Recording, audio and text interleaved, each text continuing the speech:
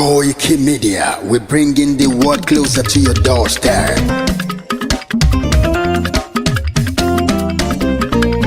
Koiki Media, Koiki Media, Koiki Media, we bringing the world closer to your doorstep.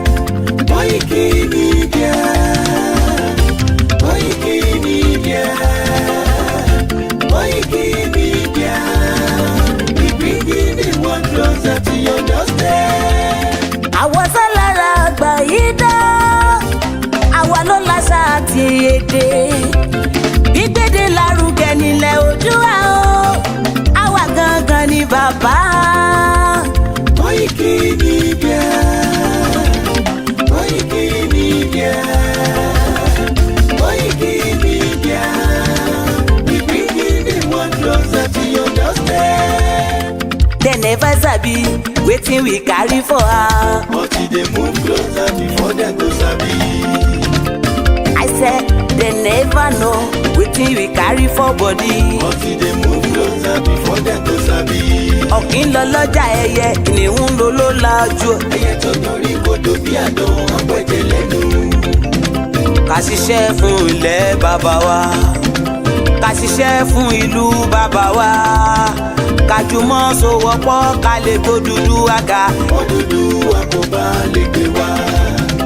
Ọmọ Odùduwà ṣe gírí, ẹ dìde fún ẹ̀tọ́ adúláwọ̀, ká lè jọ jùmọ̀ gbé délẹ̀ ìlérí, ká wálé gba ògo ilẹ̀ wa, ká ṣiṣẹ́ ká lè jọ gbàdé, ká lè gbàdé adé adúláwọ̀, àwa ni mọ̀lẹ̀ tí yóò tàn káàkiri.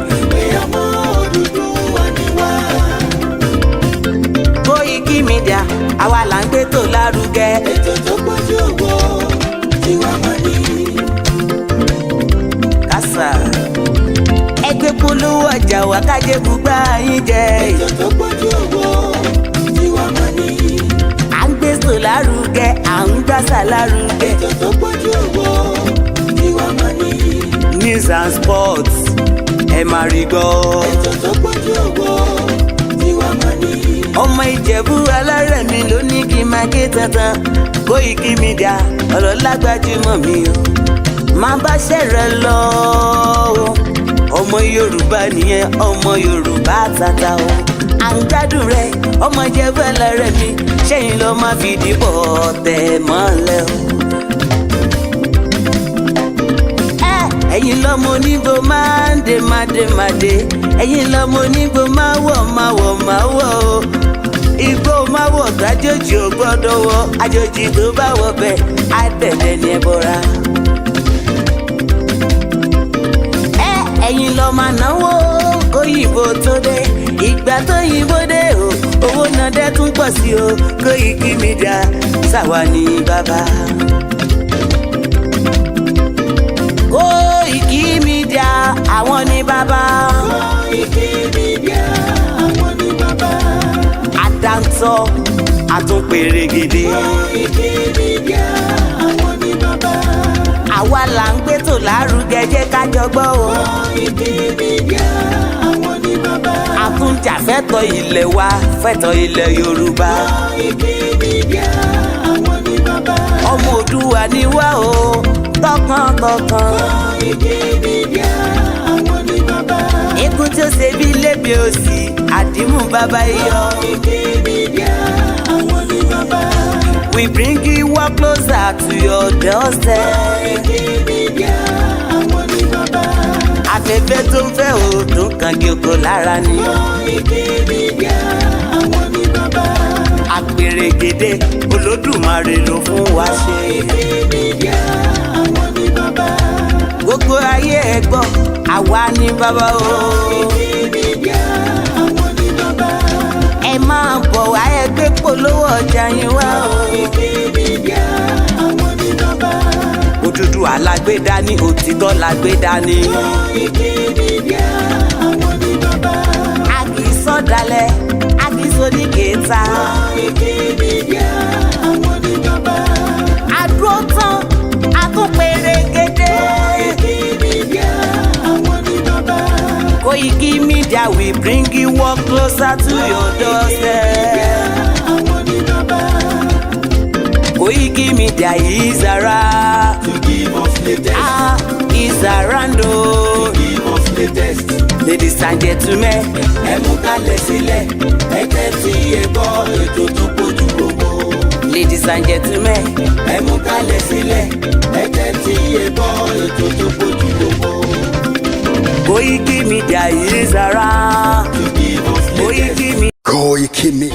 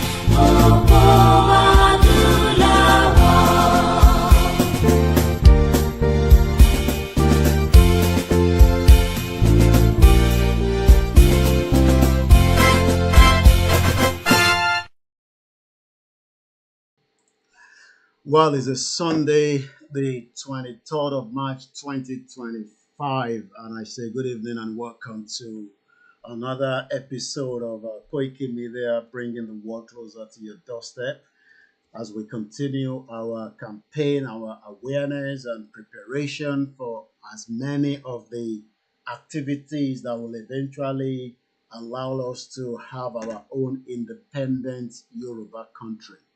I welcome you to the broadcast.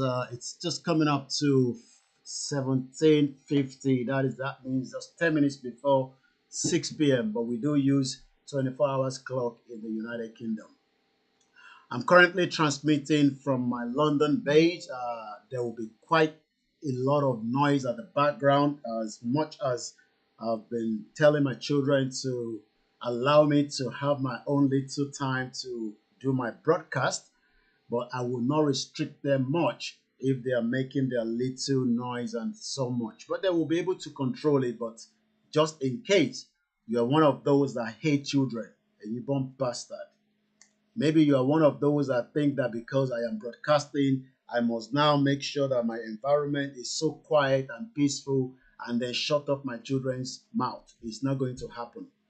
As long as I continue to stream within the comfort of my house, my family has been in this situation for 4 years. We have managed it, and it's entirely up to you to sit in the broadcast and enjoy my program with my children's sound at the background, or you fuck off. This platform is not a joking platform. It's a serious platform, and it's a platform that will be used as part of many platforms to prepare and educate many of the gullible Nigerians that think that they have a Commonwealth. That is the direction I'm taking us tonight. What is the meaning of Commonwealth? What impact does it have for us? But before we go into that, I've got some latest update coming from the Deputy Chairman of the YSDF. Let me first appreciate our leader, Professor Adebanji Akitoye, for the great job he's doing to make sure that the Yoruba people will leave Nigeria. Whether the current administration likes it is not my problem. That is their problem. Whether they want to continue to tell us lies to remain in this fake Commonwealth country that British, one of the globalists, created. The Yoruba people will pull out either by peace or by force. Britain has created it. We will pull out. The rest of the indigenous people can remain in that shithole contraction known as the jungle. My broadcast will be in English and Yoruba. Please do not tell me to speak Yoruba because the Yoruba broadcast. You have listened to many Yoruba presenters that speak Yoruba, they don't speak English. This is a different platform. This is an international platform, and we use many activities of what is happening around the world to also gauge why the Yoruba people need to leave. The Commonwealth is one area that many Nigerians think that because we are Commonwealth citizens, it will allow you to get to UK for free. It doesn't happen like that. It's one of the most corrupt organizations that we need to allow ourselves as Yoruba people to pull out of Nigeria, and we can have cordial relationship with Britain, but not under the fraudulent Commonwealth. So good evening and welcome to the broadcast. Fẹ́yìn àǹfààní gbogbo èèyàn tí ẹ ti ń darapọ̀ mọ́ wa, bó kí n pẹ́ krọ́lẹ̀ ẹ káàbọ̀ sórí ìkànnì wa tí à ń pè ní Koiki Media.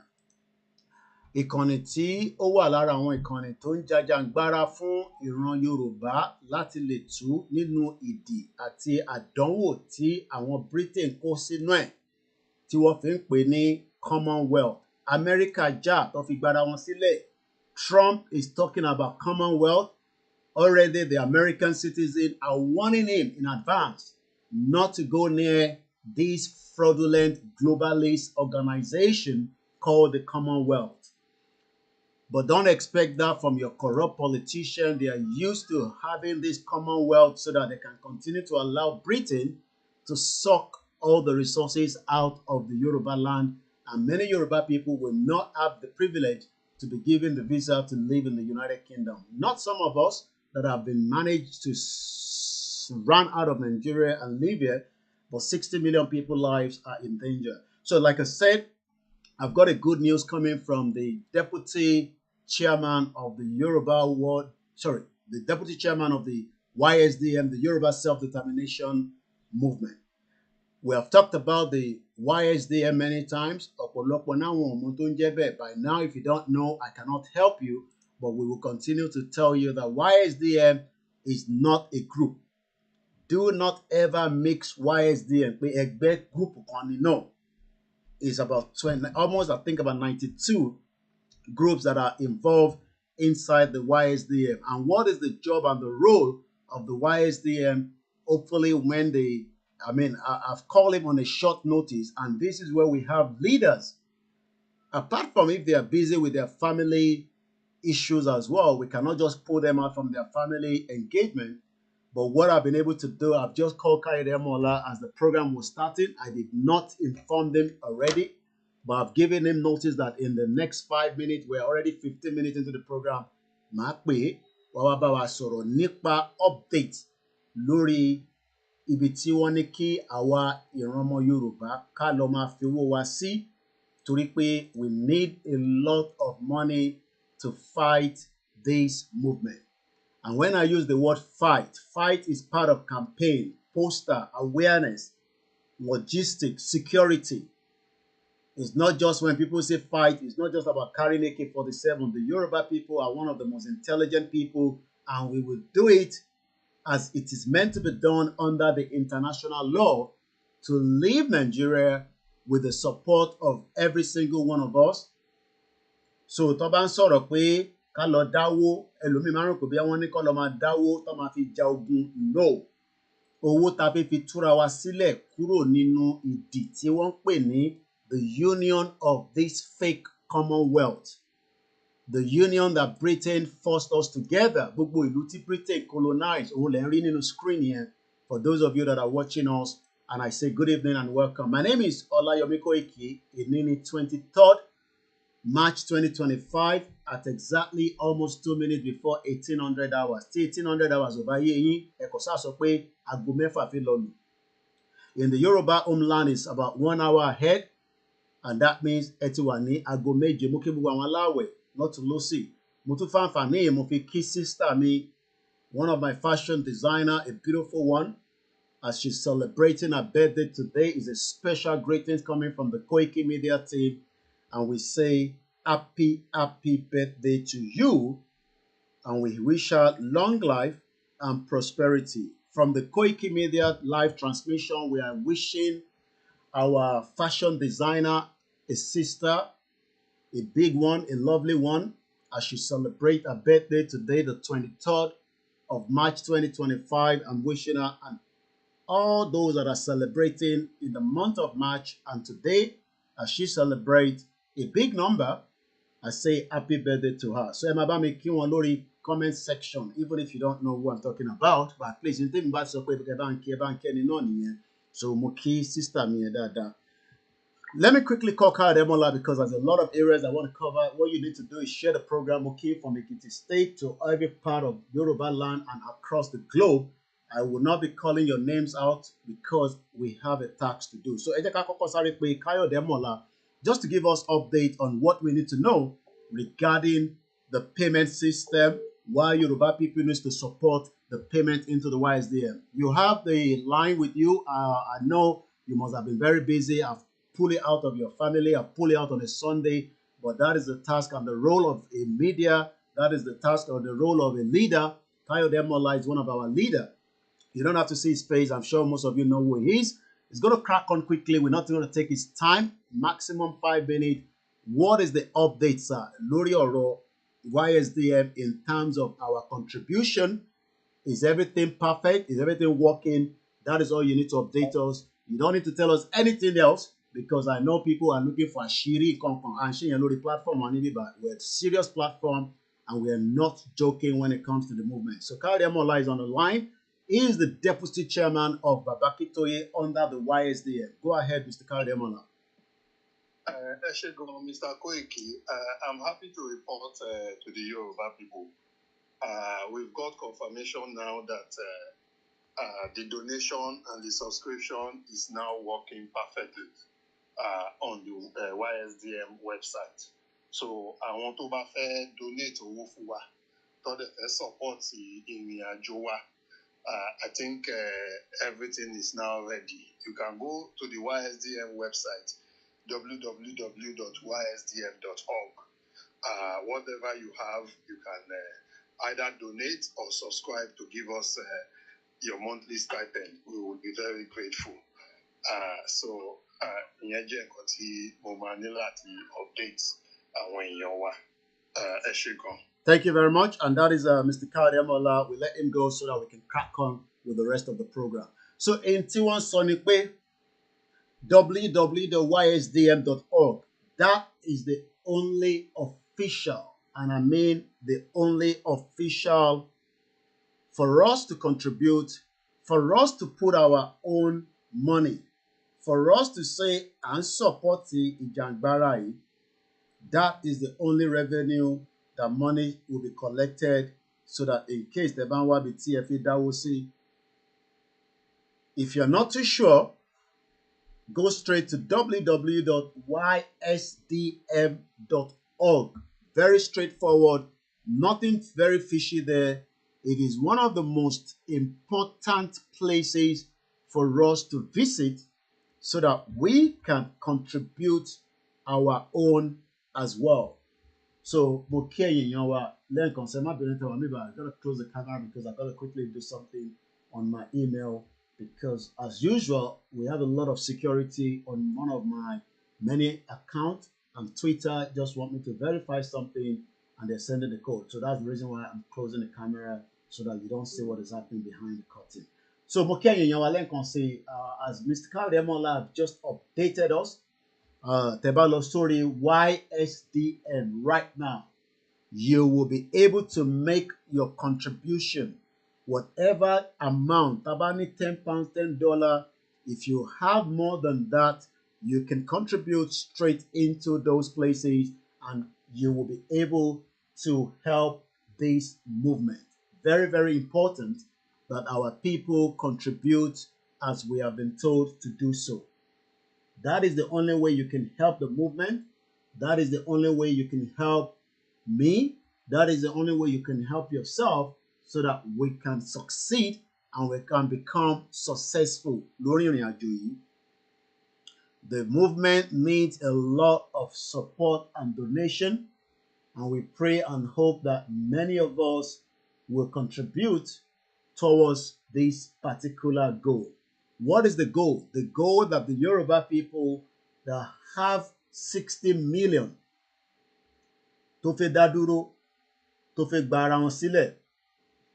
We need every single one of us to contribute. If you go there, you can do your monthly, you can do your direct debit and all that. Load the website. It doesn't have any account number apart from if you're sending money to the local currency. I'm sure most of you understand what that means. So the local currency, but some of us have been using it as well because the portal to the YSDM was not fully in operation. But right now, as we've heard from the deputy chairman of the Yoruba World Media, that the portal is now fully working. YSDM by now, just like people watching my telephone number. YSDM, all you need to do is .org. It takes you straight there, and you can do all those donation and support that is needed to run this movement, to make this movement a successful outing. Because lágbára Ọlọ́run bó fẹ́ bó kọ̀, Yorùbá máa dá dúró. Nobody can stop it. They can delay it, but they cannot stop it. And there's no amount of how they delay it. Eventually, Yoruba ṣì máa lọ. Because they can try to deceive Nigerians and say, oh, election and all that. Yes, that is the normal norm of a criminal politicians. Their job is to deceive you. Their job is to pick up paro fún yín. What in paro látayédáyé ni. Britain was one of the most criminal country in 1959 that rigged the election for the Fulanese, because Hausa has been taken out for a very long time. So there was never any Fulani, even during the time that we were getting independent. So kò ń ṣe pé 1960 or 1959 ni wọ́n ṣẹ̀ lé àwọn Fulani lọ. Fulani has been chased out even before that period. But that's another discussion for another day. I want us to concentrate on the discussion as we are pulling it out one at a time. So again, gbogbo ẹni tí ó fẹ́ contribute, ẹni tó fẹ́ dáwó láti fi support the YSDM, the Yoruba Self-Determination Movement, you can do so by visiting their website and donate to the Yoruba Nation Central account. Ẹ má dáwó fún ṣífù máa, ẹ má dáwó fún individual tó náà wọ́n create a security account and àwọn ní security. All these are criminals. Nobody should donate. I will never come out and tell you donate owó fún mi náà pé mo ti establish a security network kan tó máa jà fún Yoruba Nation. Irọ́ ló wà ńbẹ̀. Just like we all know, the only leader that we have and the only existing leader that remain into this particular movement remain Professor Adebanji Akintoye. Tẹ́ ẹ bá mẹ́ni tó ń jẹ́ bẹ́ẹ̀ by now, á jẹ́ pé bóyá ọmọ Yorùbá tó ṣẹ̀ ń wá ibi tí tẹ́sẹ̀ fi fìsì, because a lot of Yoruba people are confused people. They're still waiting for 2027 so that their life will be better. Seyi Tinubu will not make your life better because he's a criminal like his father. I can say that continuously. But when you have a Yoruba country, you can hold your leader accountable. But right now, the major leader, Tani, when it comes to Yoruba Nation, is Professor Adebanji Akintoye. Nobody else. After Professor Akintoye, we now have many others that are underneath, that are working tirelessly so that we can have a successful Yoruba country. Nínú ẹ̀ láti máa mú deputy wọn. The deputy just spoke to us right now some few minutes ago.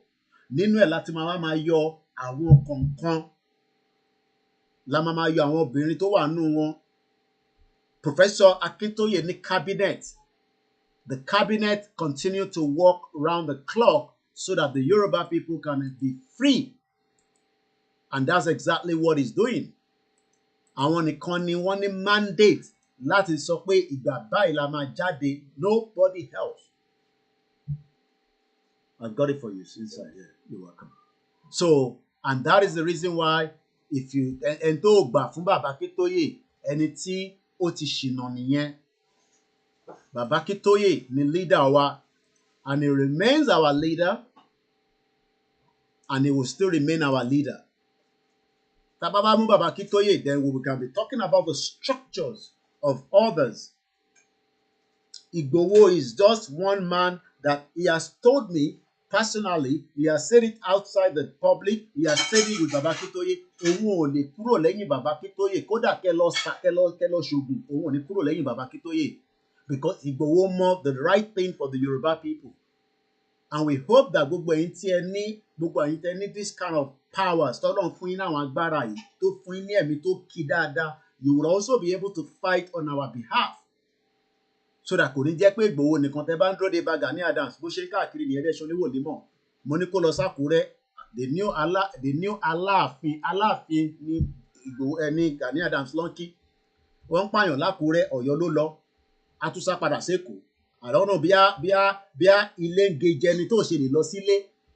So if you're waiting for somebody like Gani Adams, I can say a lot of people will die in Ondo State. So better ká tètè múra sílẹ̀ dáadáa káwé ní tó máa gbà wá. Gbogbo ẹ̀yin tẹ́ jẹ́ alágbára l'Ondo State, ẹ má dúró de Gani Adams. It's not coming to save you. Many people will die. Àwọn èèyàn máa kú. You okay? Yeah. Come and take what you want to take. Eh? I'm telling you to give me my book back, but she wouldn't listen. Kí ló dé tó fẹ́ fi ní ìwé? Níbo ni tọ̀dọ̀ tiẹ̀ wá? I go back with my book, I remember. Okay, share the job, okay? You know I'm on the program now. You see? That's a people on the program. So, ẹ má dúró de Gani Adams, gbogbo ẹ̀yin èèyàn ńláńlá èèyàn alágbára tẹ́ ń bẹ ní gbogbo ilẹ̀ Yorùbá. Tá a bá dúró de Gani Adams, ikú máa pa gbogbo wa tán nítorí pé òun náà ń sá fún ikú. Kò fẹ́ yẹ ká gbádá funfun ẹ̀ kó stain. So he's always running all over the place. I saw him saying that he wants to kill Aláàfin. Ta ló bẹ̀ wọ́n ṣe kọ́ lọ kí Aláàfin? Kọ́ fi Aláàfin sílẹ̀ kọ́ má corrupt bàbá wa Aláàfin. Kọ́ Aláàfin ń bọ̀ láti Canada, ẹni tó bá dẹ̀ jẹ́ diaspora, wọ́n kì í parọ́. Òtítọ́ ló máa ń sọ. Gani Adams ti parọ́ fún wa. Ó ní òun ò ṣe Yorùbá nation. Ó ní Yorùbá nation kan lóun fẹ́. Òun ò tí ì fẹ́ Yorùbá nation nísìn. Ó dìgbà tó bá pa gbogbo wa tán. So èyí tẹ́ jẹ́ alágbára ẹ kóra yín jọ. Ẹ má dúró de Gani Adams. Kò ní any reason tá a máa ní à ń dúró dè. Ó dẹ̀ ń jowú ni. Until tó bá padà sílé la máa fún ní respect àti akọ́lé. But for now lórí platform ìyàwó ní fún ní respect. Ìgbòho rẹ̀ rán mi iṣẹ́ mídíà ní mí. Bàbá Akintoye rán mi iṣẹ́. Ẹ̀ẹ́dẹ̀ lè ní kí n shut up ẹnu mi.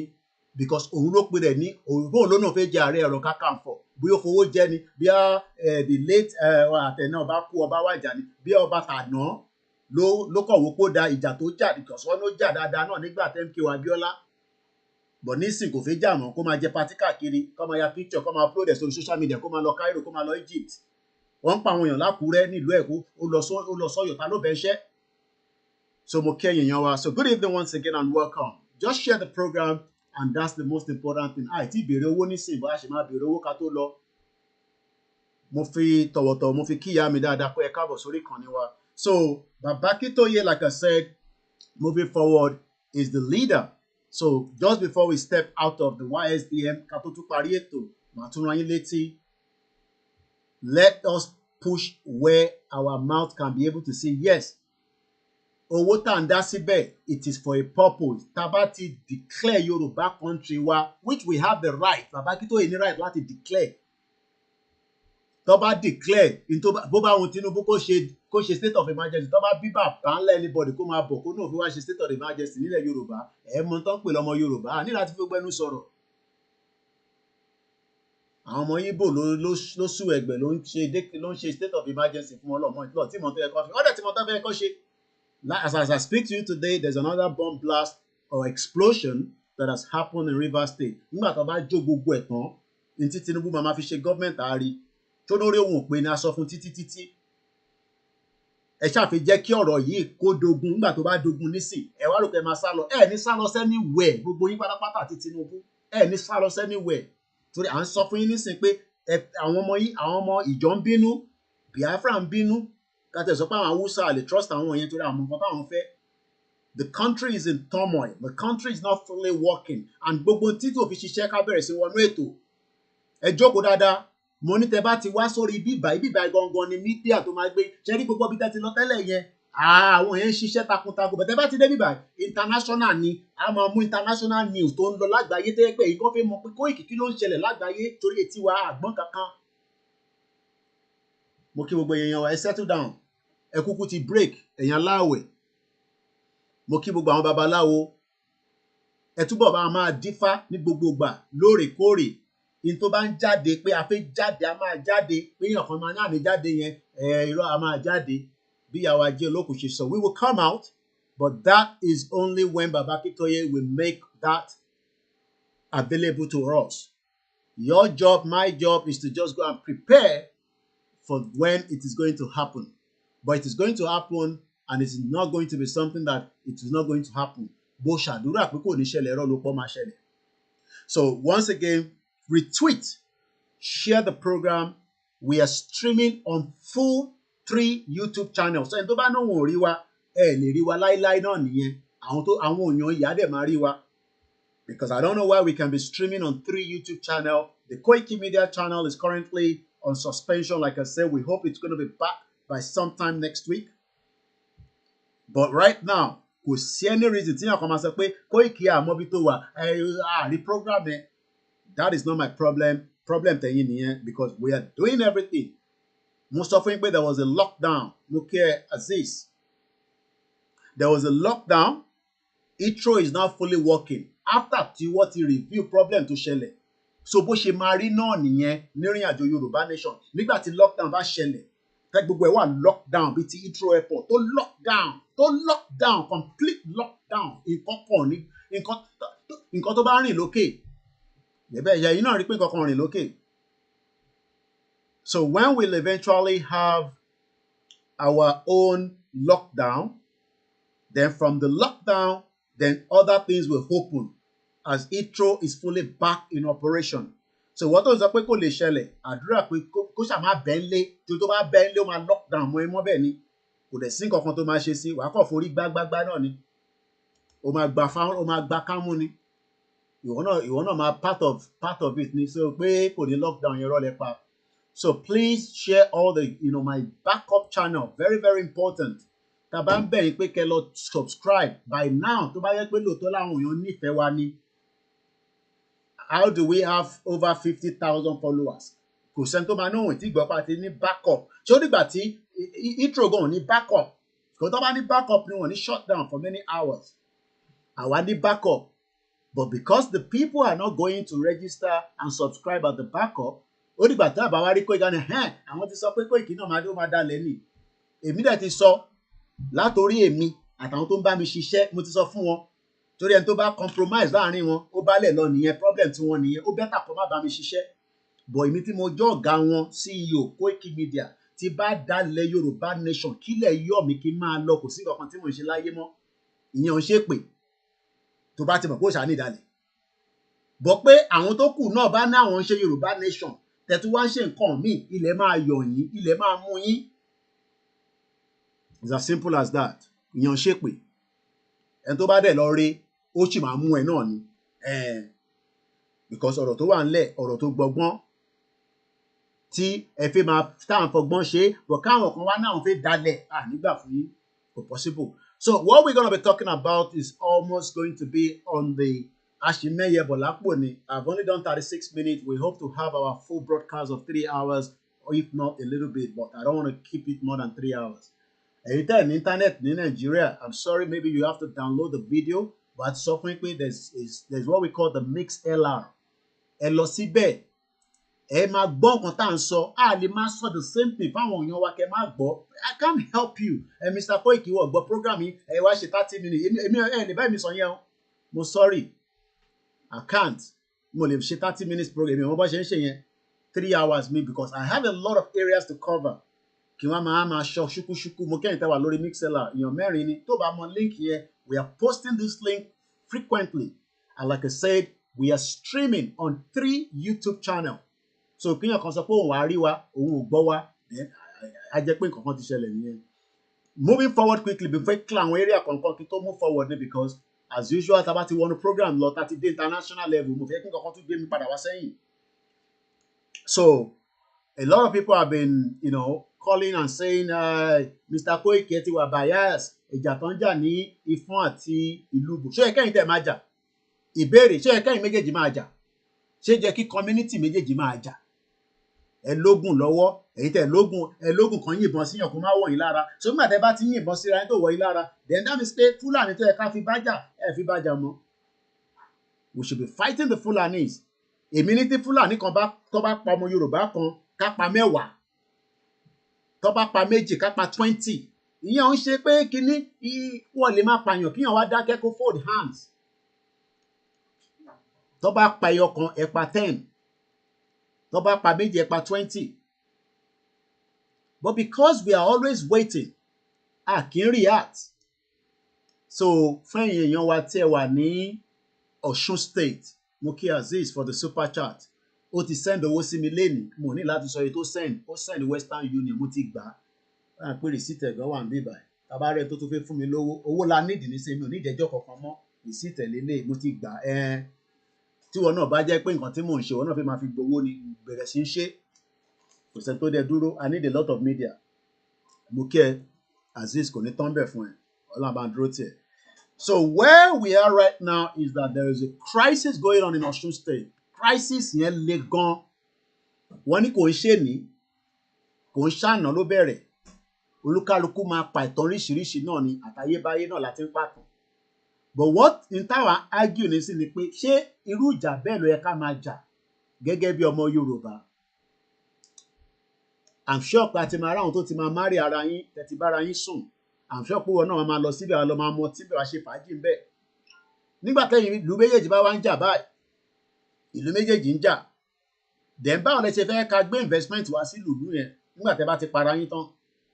I'm not going to show any videos here. All the videos have already been posted. I'm not here to support or work pé èèyàn kan la máa support. No. My job is káwa pẹ̀tù sí lẹ́nu ni. Mo ti ní kó bá mi wá nọ́mbà àwọn kábíyèsí ká bá wọn sọ̀rọ̀. Nísìn tí ó ti wá sórí ọ̀rọ̀ social media, àwa gbọ́dọ̀ panú ẹ̀ ni. Tó bá dẹ̀ pé wọ́n sàsí bẹ́ẹ̀ náà ni ẹ jẹ́ ká ṣètùtù kí gbogbo ẹ̀ ní, because a ti wà lójú agbami. Irú ìjà tẹ́yìn jà yẹn nísìn, àwọn ò ní jà, but tí nǹkan bá dé, nígbà tẹ́yìn bá ti ń bára yín jà, then tí wàhálà bá eléyìí táwa fẹ́ bá lọ nísìn, ẹ máa fi tí ń disturb wa náà. À nídìí yẹn, à nídìí kílẹ̀ Yorùbá kọ̀ọ̀kan máa bára wọn jà nísìn. So mo bẹ̀ yín, because aláwọn tó ń ṣe Yorùbá nation, àwọn kan tún ní ẹ pé kan náà àwọn community yẹn wọ̀ ṣe Yorùbá nation, wọ́n wà against it. I don't think so. There will always be. Ṣé àwọn gbogbo ọmọ Yorùbá ló ń support Yorùbá nation? So that, yes, I'm now told the support within the community. But what I am here to say is that we need to just plead with this community. À ń bẹ̀ yín ni. Èmi Koiki ń bẹ̀ yín ni. Wọ́n ní kò sọ́wọ́ olóṣèlú ń bẹ̀. It does not matter. But what matters is that ẹ wo ti àwọn abiyamọ, àwọn ìyá tó kàn ń lọ ká. Ẹ mọ̀ pé tá bá tẹ̀ ẹ́ pé Fúlàní fún wa bá wa jà nísìn, àwọn bá ṣe fẹ́ protect gbogbo àwọn ìyá wa tó ń sá káàkiri yìí. Ẹ wo àwọn ìyá oníyà tó kàn ń lọ tó ń bọ̀. Ẹ ti dà wọ́n nú. Wọ́n ti para wọn gan. Ọ̀rọ̀ tí mò ń sọ, ìjà yẹn kò ń ṣèjà kékeré, fíìmù kékeré la rí wò lórí social media. Some of the videos we can upload it. So I'm not here to defend any one of you. Àtẹn tó pè mí o, àtẹn tó pè mí, èmi kọ́ mo á defend yín. No. My job is to tell you to please look into this and ask, ṣé ó necessary pé ká jà nísìn, ká bára wa jà nísìn? Àwọn kan ló ní ibẹ̀ tẹ́lẹ̀, èèyàn kan ló wá gba ibẹ̀ tẹ́lẹ̀, gbogbo yẹn à need yẹn. Inter need ni peace in Yoruba land. We need the peace. And I pray that we will have that peace very soon, as many of you have watched. Some of those images are very upsetting. Nígbà tí àìtí ogun kan tí dé, à ń bára wa jà, à ń dá ogun sílẹ̀. Àwa gan tí a fẹ́ gba orí M1 kọjá, kò ṣe side yẹn la fẹ́ gbà kọjá náà. Àwa tá fẹ́ lockdown bíi ti Heathrow airport, kò ṣe bẹ́ẹ̀ la fẹ́ lockdown. Ẹ má lọ́ọ̀kì Ìfọ̀n, ẹ má lọ́ọ̀kì Lóbò, ẹ má lọ́ọ̀kì Ìrìn, ṣé Ìrìn Ọ̀ṣun àbí bẹ́ẹ̀ àbí ẹ má bínú tí n bá pronounce dáadáa. Mo bẹ̀ yín ni. So gbogbo ẹ̀yin èèyàn wa tẹ́ bá mọ àwọn èèyàn ládùúgbò ní agbègbè yẹn, please tell them that èmi Ọláyọmí Koiki. Èèyàn kan pè mí lánàá 1 hour. Everybody will always have something to say, but in táwa ń sọ ni pé a bẹ̀ yín ni. Àti Ìlúbò, àti Ìfọ̀n, àti ṣé ẹ̀sìn àbí kíní kan, I can't remember the other side. we are pleading. À ń bẹ̀ yín ni pé kẹ́ jọ̀ọ́. À ń bẹ̀ yín ni. À ń bẹ̀ yín. And I hope that mo mọ̀ pé àwọn kan ò ní gbọ́. Ṣé rí nǹkan tó àwọn yẹn máa ń believe ni pé àwa náà máa retaliate. Yes, it's normal. Normal nìyẹn. Ẹ ti wá bà nǹkan wa jẹ́, àwa náà máa bà nǹkan jẹ́. But ẹ máa rántí pé a lè get development kò ń ṣe nínú pé country ta wà náà ní sí nǹkan sẹ́fù. Tẹ bá ń jàjà báyìí, tá bá délẹ̀ lérí, development ò ní dé sí gbogbo bẹ̀yẹn o. And we don't pray something like that. Àwa fẹ́ kí development wà káàkiri gbogbo ilẹ̀ Yorùbá. Èmi kan fẹ́ gbádùn ilẹ̀ Yorùbá. America mi has not left America. Kò tí travel ayé ẹ̀rí because wọ́n ní 52 states. Kò dẹ̀ tí rìn 52 states yẹn tán. So in the future, ṣé nígbà tí mi bá dá iléeṣẹ́ síbẹ̀ ẹ̀ nísìnyí tẹ́ bẹ̀rẹ̀ sí bára yín jà ẹ wá lọ jẹ́ iléeṣẹ́ wa. Could make sense. So we're here to just say please and please ẹ bá wa sọ fún gbogbo àwọn tẹ́ bá mọ̀. Àwọ̀ wa tẹ́pọ̀ sí o media àwa kò ní pa promote it. We're just pushing the message out because àmọ́ orúkọ báyìí tẹ́lẹ̀ wọ́n ló ti ṣẹlẹ̀ rí tẹ́ nígbà tó ṣẹlẹ̀ yẹn èmi wá bí ṣe máa jẹ bí ṣe máa mu ní UK báwo ṣe fi mọ tó ń ṣẹlẹ̀ ní Ifọ̀n. But now that the social media ìyẹn la ṣe ń sọ pé we are in the new media era. Media tó máa rí gbogbo nǹkan ó ti yàtọ̀ sí media ti tẹ́lẹ̀ tí kọ̀ọ̀kan máa ṣẹlẹ̀. So ìyẹn ló ṣe jẹ́ kó spring out quickly tó lọ káàkiri gbogbo àgbáyé. And we purposely push it out there so that káwọn èèyàn lè rí i pé ilẹ̀ Yorùbá ń bára wọn jà. Àrà àwọn tó máa ṣàdúrà, àrà àwọn tó máa gbàwẹ̀, àrà àwọn tó máa ṣètùtù, àrà àwọn tó máa lọ bá babaláwo. So that's all I can say because I got to move forward because we're already 44 minutes into my transmission. So mo kí gbogbo wa lẹ́ẹ̀kan sọ I say good evening. Mo kí bàbá wa Ìgbòho Òòṣà. Mo kí yín dáadáa. Mo kí George Akínọlá. Àtẹ̀yìn tá bá ń dárúkọ, àtẹ̀yìn tá dárúkọ because not everybody will mention their names. Again for secure, a lè kó gbogbo a lè mention Gani Adams because Gani Adams ò ṣe Yorùbá nation. A dẹ̀ ní kó ṣe Yorùbá nation but àwọn tó ń pa ni a ní kó lọ bá wọn yanjú ẹ̀. Let him go and resolve the problem of the people that are being killed. Torí kò ṣe Yorùbá nation, òun ò wá fún Yorùbá nation. It's not part of Yorùbá nation. Tí Gani Adams bá sọ fún pé òun ṣe Yorùbá nation, irọ́ ló wà ń bẹ̀. Because àwa pé nígbà tá a kọ́kọ́ bẹ̀rẹ̀, á pé kò dá wa lóhùn. Àwọn Yorùbá One Voice lọ set up, àwọn lè ní àníyàn pé wọ́n fẹ́ Yorùbá nation but ọ̀gá wọn tó jẹ́ Gani Adams kò fẹ́ Yorùbá nation kankan. Bí a restructure ló fẹ́ I don't know but tó bá náà ń fẹ́ Yorùbá nation rọ́ ni àtẹ̀ní kó fẹ́ Yorùbá nation. People are being killed in Ondo State. Let him go there and sort the problem out. So bó ṣe jẹ́ nìyẹn. So let's come back. Òyìnbó máa pọ̀ nísìn and I might not have the time to be doing a lot of translation. Gbogbo àná la gbọ́ ṣúkúṣúkú díẹ̀díẹ̀. Mr. Koiki àgbọ́yìnbó irọ́ ni. Gbogbo àná la gbọ́ díẹ̀díẹ̀. Broken gbogbo ẹ̀ náà la máa sọ. But ibi tí mo fẹ́ gbé yín lọ lálẹ́ yìí, ibi tó wà very very important tó ẹ farabalẹ̀ kẹ́ gbọ́. Ìwọ tó ń tako Yorùbá nation. You that you are against the breakup of Nigeria. I want you to put your mind now back into the broadcast. How many of you know the meaning of Commonwealth? When they talk about Commonwealth, kí ló ń common? Ìlóbù, okay, ṣé gan ni wọ́n ti correct wọ́n ní Ìlóbù ló ń jẹ́ Mr. Koiki ṣé gan ni.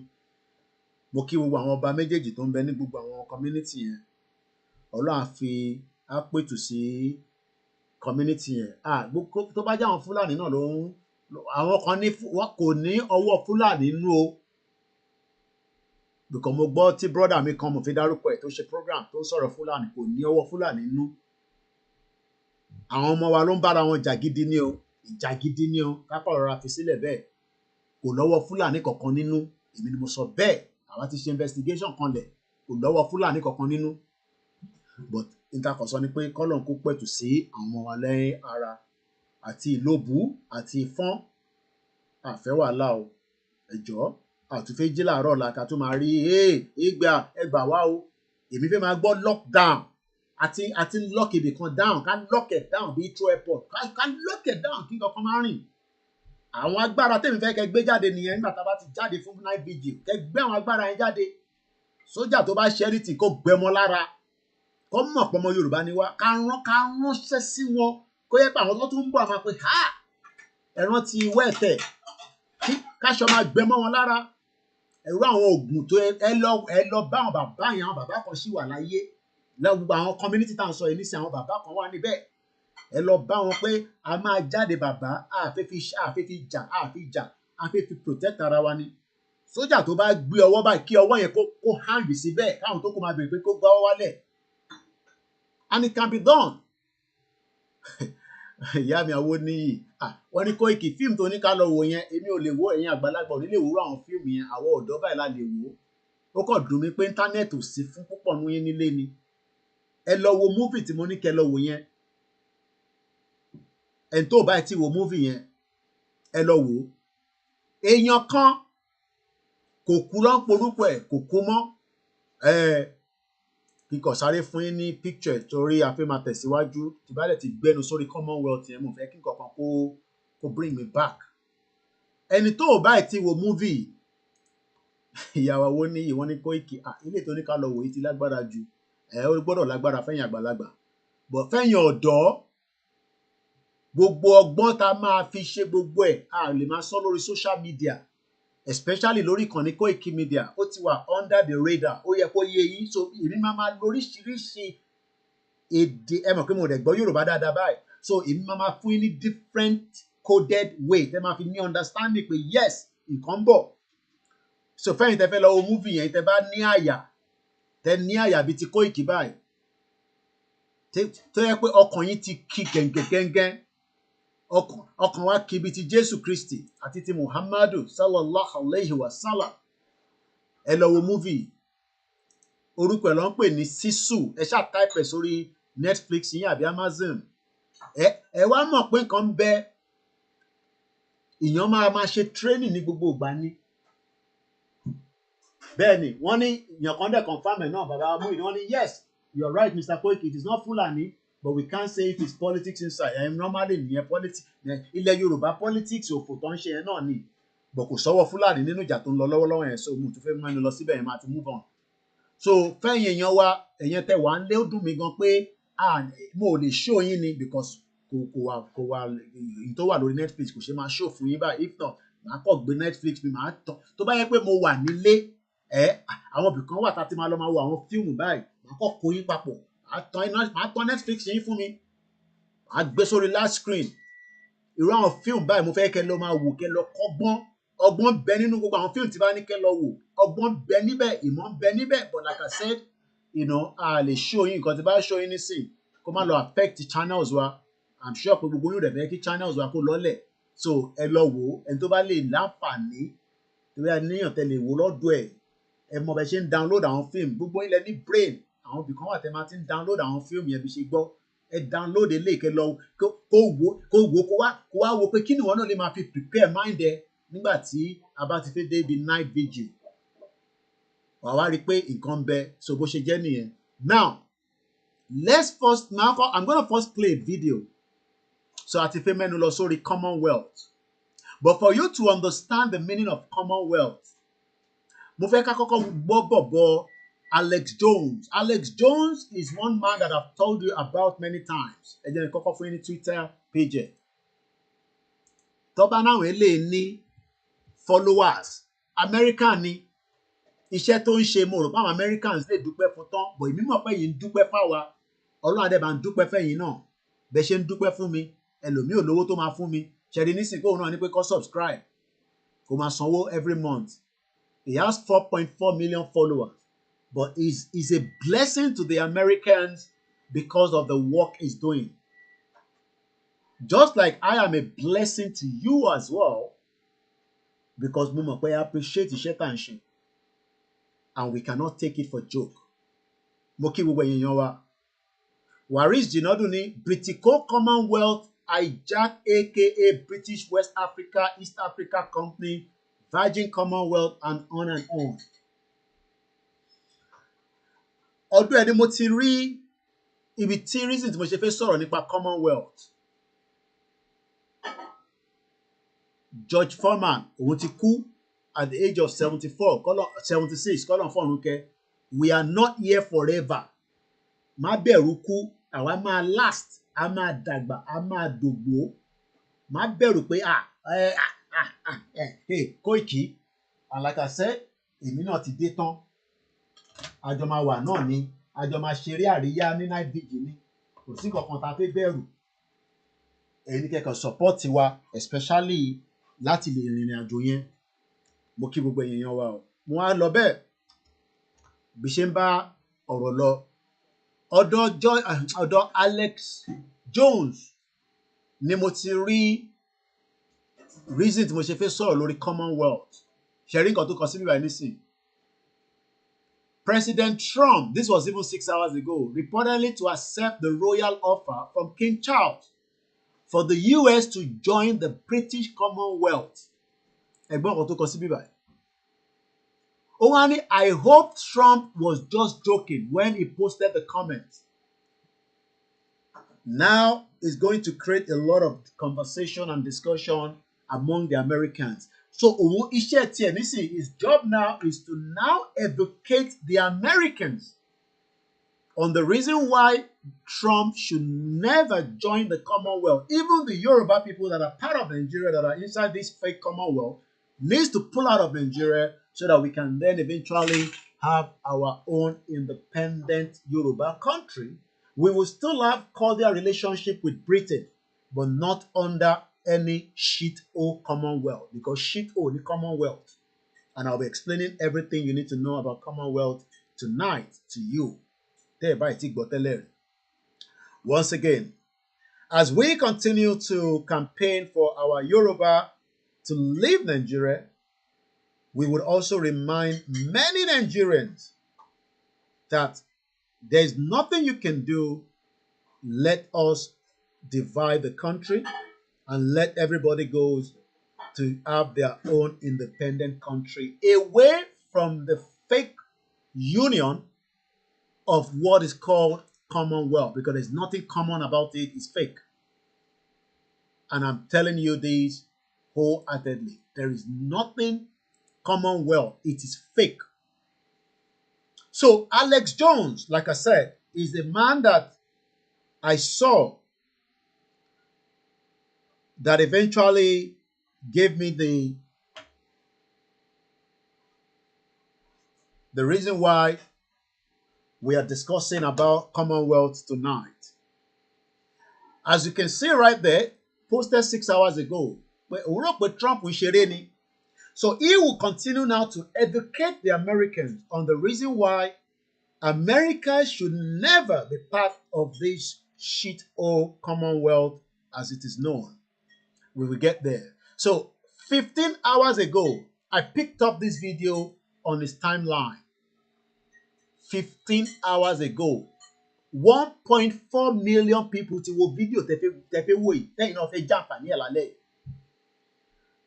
Waris did not say first American colonies were British Commonwealth until Massachusetts, Pennsylvania, and Kentucky.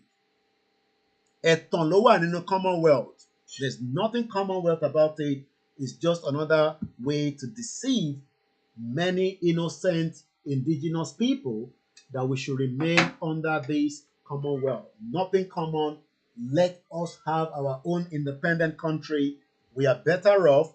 We can have good relationship with Britain. I'm not saying that we should not have cordial relationship with Britain, but not under a fraudulent Commonwealth, because there's nothing common about it.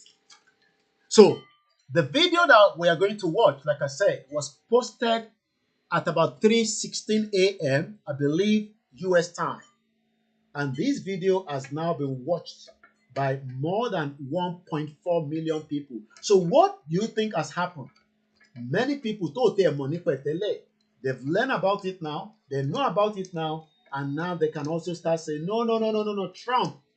Which is the reason why I am also going to continue to explain to our Yoruba people and many Nigerians why being part of Commonwealth means nothing more than a fraud. And I'll be explaining all that. Okay, well, staff me. We continue to need your support. Most of my staff, they're coming out as I am coming out as well, we need funding to run this organization. It's very, very important. I pray that many of you will have enough to support it as well. So, once again, my name is Olayomi Koiki on the Koiki Media Network from London. The 23rd of March is a Sunday. Awema Tony, I think sometime next week. Mukeyi Christian Tengbawe. And sọ̀rọ̀ nípa while the Yoruba people needs now to leave Nigeria because of being part of this fake Commonwealth. So, I'm sorry nípa Alex Jones. Alex Jones says 15 hours ago, if the United States joining the UK Commonwealth is not a big deal, then why did it not happen before? Question mark. Ó wá sọ nǹkan kan tí mo fẹ́ ká take note of. I have talked about this many times, but it seems that many of us don't understand what the globalist is all about. Who are the globalists? UK is one of the globalists. The United Kingdom is run by globalists who hate the very existence of America. The answer is in his book. Kódà mo ti lọ wo ìwé yẹn bóyá màá rí kankan tí màá fi lè wá báyìí sọ̀rọ̀ lórí ìwé yẹn, but I realize that the book is not going to be free. I have to purchase it. That is the book, Alex Jones, 1984 to 1776. Tẹ́ bá dẹ̀ rántí, oh my God, wife mi ló gbé kinní kúrò ní bíbá nísìn. Ìgbà tí mo ti travel, ti move àwọn kankan kúrò lára bíbá. Ṣé rántí pé mo ní frame kan tí màá fi ń wọ̀nyí ní bíbá? Frame how America got their independence. So what this guy must have explained in the book, according to the book, is that Alex Jones sought out through the conglomerate of government deception, exploring propaganda, the evolution of the police state, the New World Order, and the true meaning of 9/11 in his explosive first book. While millions have listened to his radio show and watched his documentary films, this is Alex Jones' first foray into print, which is sure to gain him many new converts and blow the lid off everything the public aren't supposed to know, just like I am doing right now. One day, many of you want to read my book because you want to be fascinated about this man, this young man that is so bold. And I'm very bold. I can say that myself. I'm bold. Because you got to be very bold to do what I'm doing. If you're not bold, you cannot do it. Oh, Tobe. You got to be very strong in mind and spirit. Because you cannot do what we are doing if you are not a bold person. To come and sit down and talk and to be able to bold to go back home in 2021, to go back again in 2025,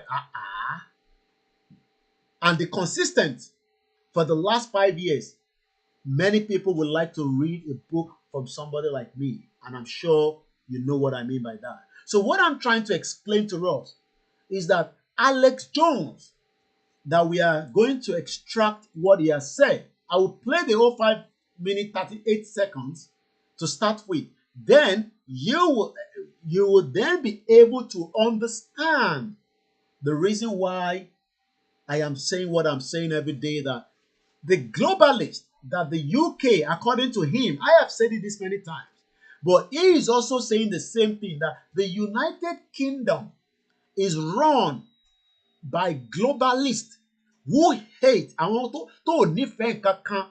How do you expect UK to love Nigeria, of the Nigerian people, knowing fully well that we are not one, yet they went ahead and put us together in this jungle called Nigeria? So you can see why the argument that we are saying that, how then do you want to now say that you are part of the Commonwealth? The purpose of the Commonwealth is nothing more than what favors Britain against the indigenous people. So now we're going to watch the video in just about a few minutes, but I want us to remember that until we all come together and start asking the question, what is common about Commonwealth? Kilo common. What is the purpose of being a Commonwealth citizen? What is the advantage? How does that help you? How does that bring food to your table? All these are questions that we need answer. And the answer is available. But the problem is, many people still waiting that Commonwealth is in the interest of the Yoruba people, the Biafra people, or those that are still not understanding that we need now to have our own independent country. I'm happy to start Instagram here quickly because it's only 1 hour we normally have on it, and that means I need to start it again so that they're not going to be missing anything. Program. Thank you so much, everyone. Please share the program and invite some of those that are not in the broadcast to do so. So again, looking at your screen right now, all these are countries, global countries, to Britain to colonize. And if you look at America there, America I think is from America, Gbadawonsile is 1776. In America, right, Gbadawonsile. The question is, how soon do we Yoruba people want to leave Nigeria so that we can also Gbadawonsile? Because Ijo Tabati Kuro nínú Nigeria officially, we are no longer going to be part of this Commonwealth anymore. But Tabashi wa nínú Nigeria, Yoruba people under our fraudulent politicians will keep us inside this Commonwealth. So this is the reason why we got to push everything possibly best within our rights, within the right of the United Nations, the right of the Yoruba people, because we cannot just be using the right of the United Nations. I want only right as Yoruba people to declare and leave Nigeria. I'm not talking about the fake declaration by this fake woman calling herself, 419 woman. I'm talking about a declaration that Baba Akintoye will make, and that either is accepted by the United Nations, by Britain, we would continue to run our own government. I'm sure you understand what I mean by that. But right now, before we have that declaration, before we make that declaration, Agbodo Shalaye, we got to explain to millions of Yoruba people that still do not understand their right from their left. They are still hoping that, yes, we are in Nigeria, but the Nigeria that we are in will still work. It's just that right now it is not working. But what they still don't understand is that it will never work. It will get worse and nothing will change. And Tinubu will not be forever. So that means that we cannot gauge it that until Tinubu back party government, kato react, kato shinte ekashi, we will do whatever we want to do. Tó bá wọn Tinubu kó pa gbogbo ọmọ Yorùbá, ìtàn náà nígbàgbé òun is as simple as that. We cannot allow Tinubu because he's a Yoruba man. Dawani, I'm a fold answer. No. So now, let's watch the video together as I've prepared it for you. Àwa padà lọ sí, what does Commonwealth means to you? I'm going to mute my mic. Like I said, there's still going to be some few background. Mo kí gbogbo àwọn Koiki Media team, mo kí gbogbo yín tẹ́tí wọlé, ẹ bá mi gbọ́ wọlé share button. Like I said, this is your international platform, and that's why it's called Koiki Media, bringing the world closer to your doorstep. And when we bring other news, mo máa ń rẹ̀ nǹkan kan tẹ́ máa ní yẹn kí lè ṣe pẹ̀lú Yorùbá Nation, kí ni problem ẹ pẹ̀lú yẹn? Ṣé ọ̀rọ̀ Yorùbá Nation nìkan ni mo máa sọ? So when there are news happening, but bí lockdown ṣe wà ní nísìnyí wọ̀ láìkẹ̀, èmi like bí lockdown ṣe wà, bí protest ń lọ ní Turkey, bí protest ń lọ ní Serbia. These are things that makes me happy because ìyẹn ni part of the reason why we say we are different. So kò ń ṣe pé ká kàn máa sọ local news, ká máa sọ news nìkan. No. Èmi ò ń ṣe local media, okay? International media ni wá. So ẹ jẹ́ ká lọ gbọ́ Alex Jones. Trump came out yesterday in response to Keir Starmer announcing the news that the secret message that King Charles is going to bring next week to President Trump at the White House is an invite to be a member of the British Commonwealth, an associate member. And I posted a video saying this is just outrageous. Now, it doesn't mean Trump has done it, but the fact that Trump said he would be open to it is outrageous, ladies and gentlemen. Being an associate member isn't just ceremonial. I have covered these commonwealths, and the fact is that means you are affiliated with the British Empire and that the sovereign head of that is the King of England. On top of that, the UK is the center of really the globalist system and has been running attacks on America, on Trump, trying to keep the Ukraine war going. They're directing the whole thing. So it's disgusting. And then King Charles wants carbon taxes, world government. He's a huge WF globalist. So America is 1776. America was founded getting independence from King George III. And I can understand that Trump wants an alliance against China. We already have that supposedly with the UK because they have interest in their Commonwealth in New Zealand and in Australia and to some extent Taiwan. So Trump understands China is the main threat. My point is that I'm all for Canada being the 51st unofficial state economically. We have a $200 billion a year trade deficit. They depend on us. Free trade with them would be much better. They have 300% tariffs on a lot of our products like dairy, poultry, milk, eggs. I mean, it is just absolutely out of control. So major alliances are shifting. The EU is collapsing. They're now allied with China. The globalists were double-crossed by China 15 years ago. This is a long process of the globalist system falling. And the British Empire remnants on record in mainline PhD level political science textbooks will tell you that after World War II, we really officially merged a lot of our operations with the UK. And the UK is a tyranny. They're destroying their own sovereignty. My God, it's run by pedophiles.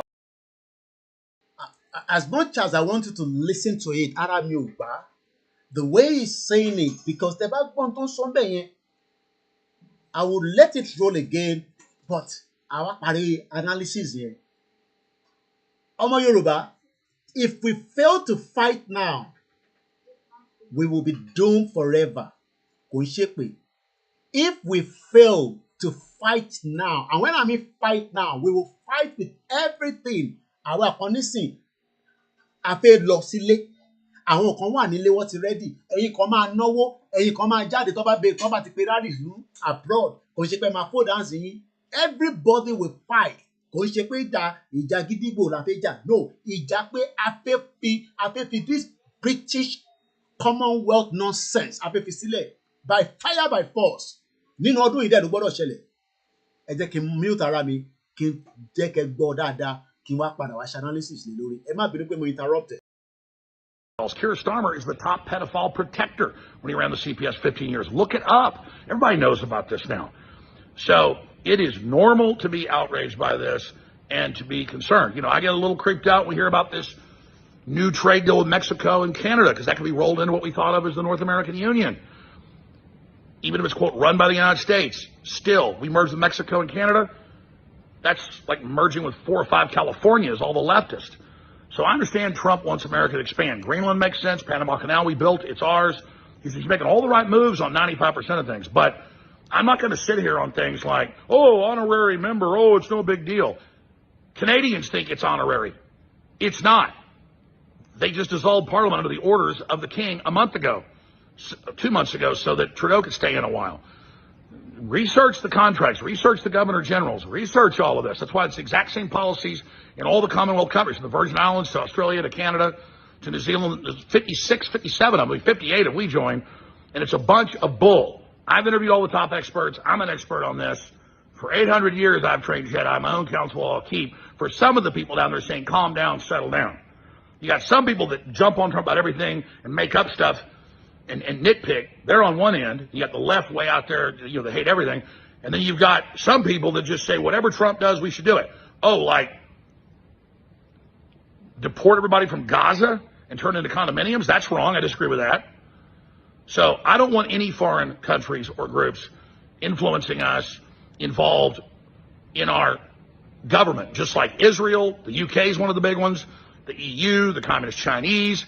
I want sovereignty for America, and that's what Trump's all about. So I love Trump. I support Trump. But this crap's a big deal, and they're trial ballooning this stuff. And I'm pretty sure Trump's just being friendly and being nice. And I'm just being very clear that we're having a cultural 1776 worldwide right now. And people don't want to be under the old empires of the EU and the UN. And it was all created right after World War II. The UN, the OECD, all these organizations, NATO.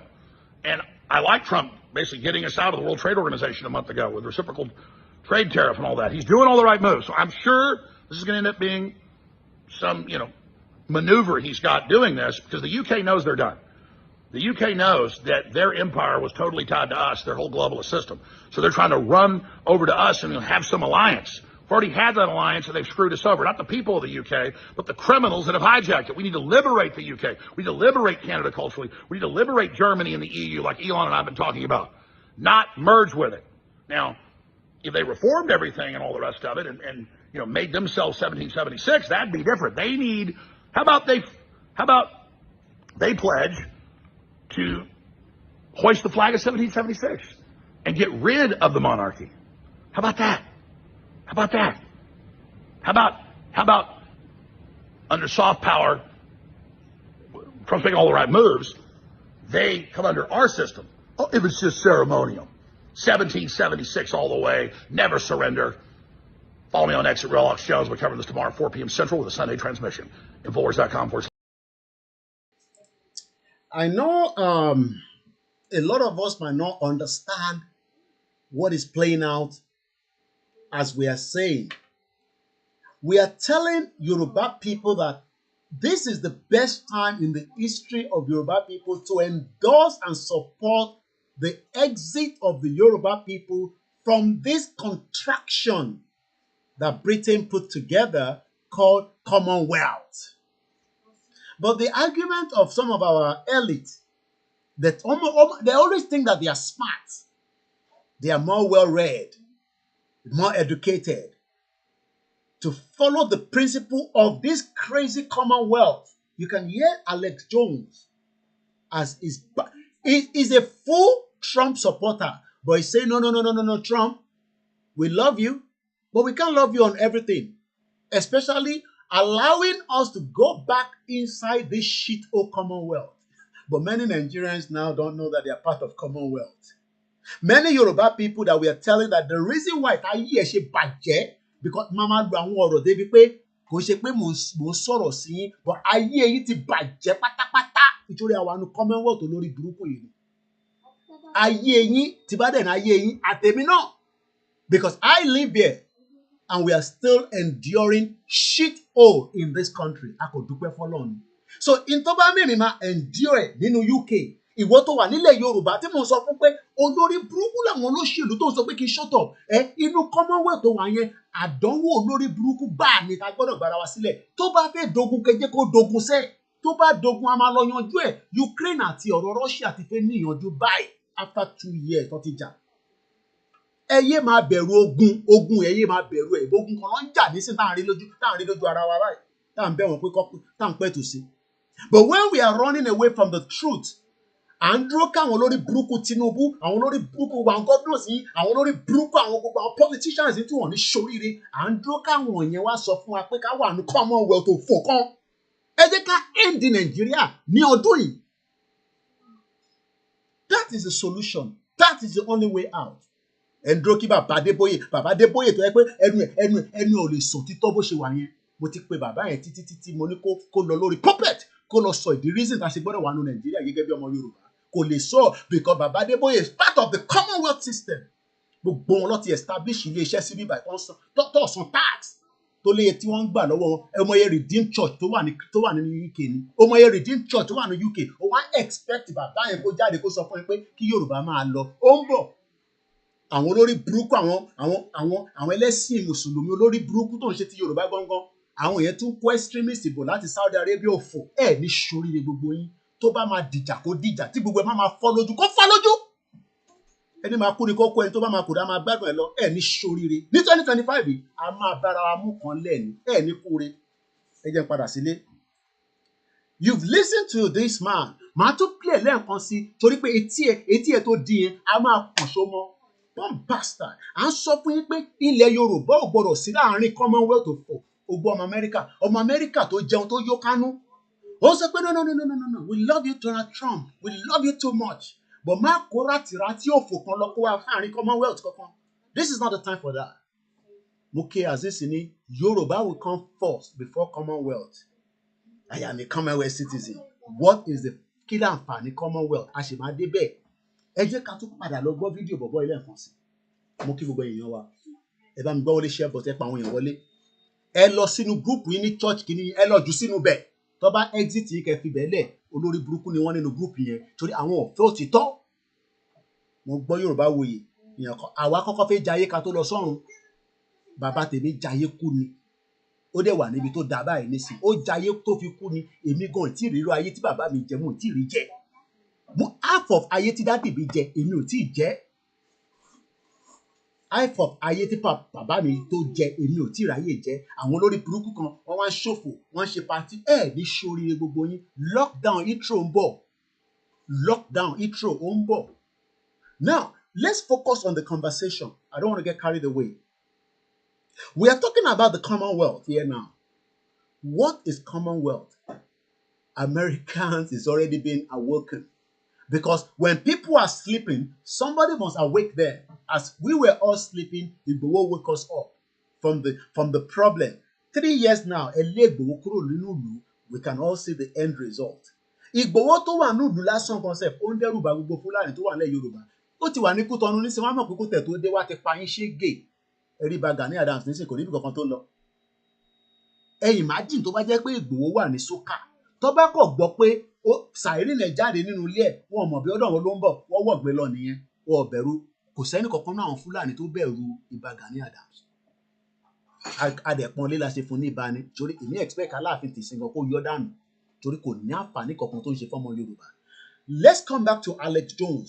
Ó láwọn ọ̀rọ̀ tí Alex Jones yìí ń sọ. So what I'm gonna do now is tó bá ti ń sọ̀rọ̀ lọ tí bá ti débi pointer tí mo fẹ́ lò ń bẹ́ẹ̀ máa pọ́sẹ̀ màá wá expatiate màá ṣàlàyé fún ìwọ tétí ẹ̀ ti di ọmọ àlè olórí burúkú ọmọ òfò torí pé tó bá ń ṣọmọ òfò ni à ń sọ fún ẹ pé Nàìjíríà wà nínú Commonwealth tá a wà nínú ẹ̀yẹn òfò àtàdánù ni ṣoṣù díẹ̀ pẹ̀lẹ́ òfò àtàdánù ni Commonwealth tá a wà nínú ẹ̀ and we gotta pull out. A máa gbà by force ni kò ń ṣe pé a máa gbà pẹ̀lú sùúrù kò sí nǹkan tó ń jẹ́ sùúrù a máa gbà by force ni torí pé force lọ fi fáwa náà ní amalgamation àwa náà máa gbà by force ni ní tí force bá dẹ̀ mí ìfún ẹ náà ló mú ìfún ẹ ẹ jẹ́ ká jọ gbọ́ Alex Jones tí bá ti débi tí mo fẹ́ lò máa mute ẹ̀ sódà kí n má bàa gbàgbé ẹgbọ́n sókè Alex Jones.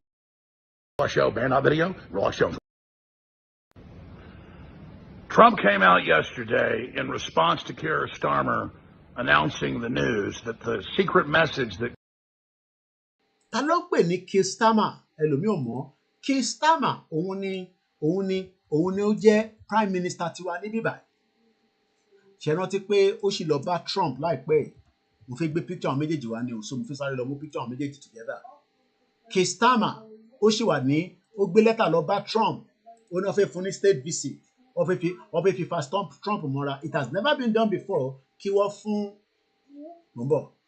fún èèyàn ní state visit lẹ́ẹ̀mejì so what I want to do now is wọ́n fẹ́ fi yẹn gbé gógó Trump mọ́ra so Alex Jones wọ́n sọ pé Trump sọ pé Keir Starmer ó sọ fún un pé King Charles bí a Charles fẹ́ lọ síbẹ̀ ni o I don't know but I know that Trump will be coming to the UK nígbà wo ló ń bọ̀ I don't know but picture tẹ́ ń wò nísìn tó máa wá nísìn ẹ̀dá Trump mọ̀ Keir Starmer is the one on the left is the UK Prime Minister so Alex Jones is now telling us something. King Charles is going to bring next week to President Trump at the White House is an invite to be a member of the British Commonwealth. Only King Charles is coming to America and is bringing opportunity for America that they should join back and become a Commonwealth organization. This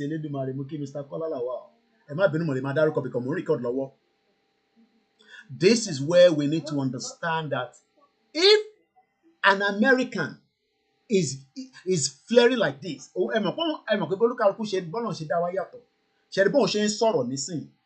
gain 1.4 million. Àwọn tọ̀dọ̀ ti wá níbí báyìí tí mo ti sọ̀rọ̀ kó àtòbò ní bá mi pín rọ̀rọ̀ báyìí Fúlàní máa pa ṣégè sí lára ká tó débi tá ń lọ. Because this is the kind of program that you need to share to your church, to your mosque, and all your traditionalists, and all your school friends, that what is the benefit of Yoruba people in that shithole Commonwealth? Now, King Charles, from what we are hearing, might be traveling to the US. And when he goes there, he wants to present to Trump that they should come back and become member of the Commonwealth. Right now, àwọn mélòó ni member Commonwealth? How many are the members of this Commonwealth? Common. These are all the countries that Britain colonized. America ti gbara wọn sílẹ̀ ní 1776. Wọ́n tún fẹ́ gbé wọn ní gógó. Wọ́n fẹ́ gbé wọn ní mugun. Pé kó padà wá. And this is where this man is now saying, no, we can't come back. So what I'm going to do now is, I want to take us to my back end because I have some things lined up already for us. So let me quickly bring that in because today's program is focused on the Commonwealth. So I've managed to open few things that we will learn from. So I want to bring that in quickly. My name is Olamiko Iki. If you've never come across my program, this is your first time, please share it and invite others to do so. So what we're going to do right now, while we still have Alex Jones there, I want to remove him and bring this in.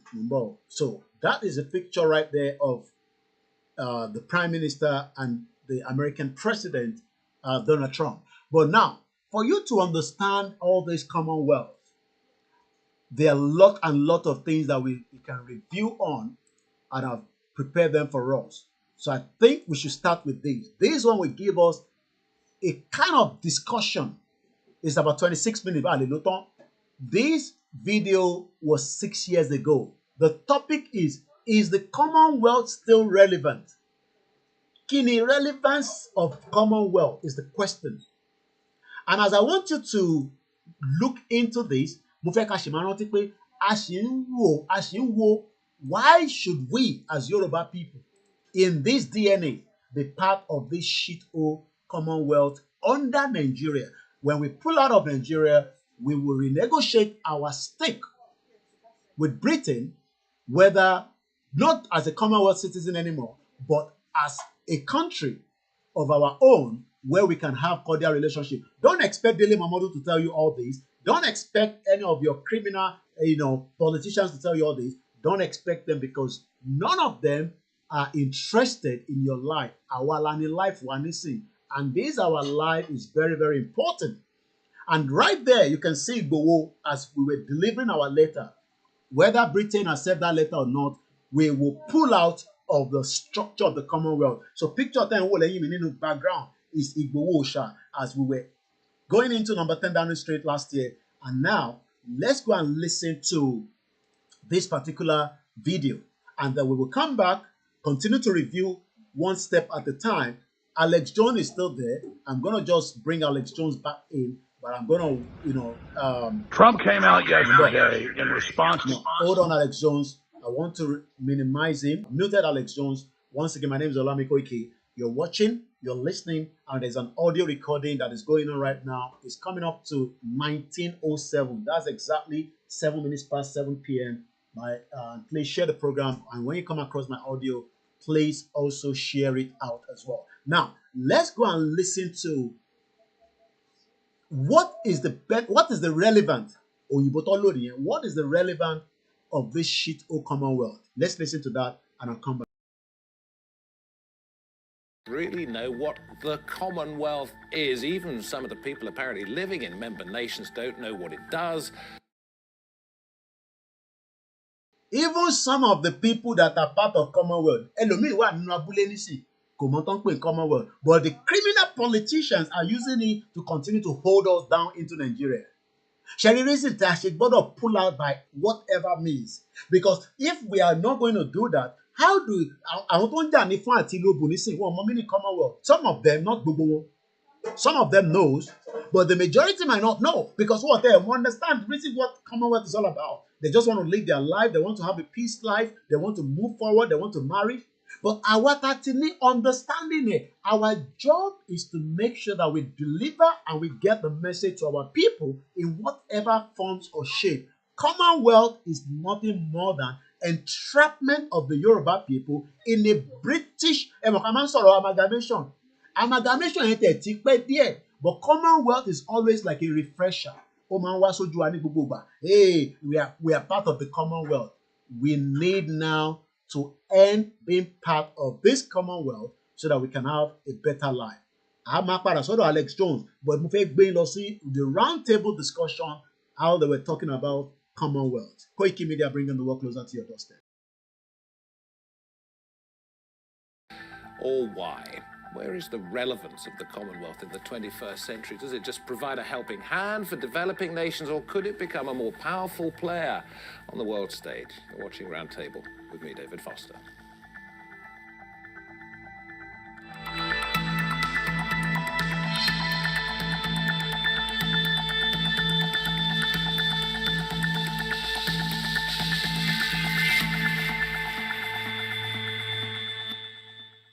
Well, last week, the heads of Commonwealth nations met here in London. Most of the 53 countries had been former British colonies. Times have changed. Has the Commonwealth changed with it?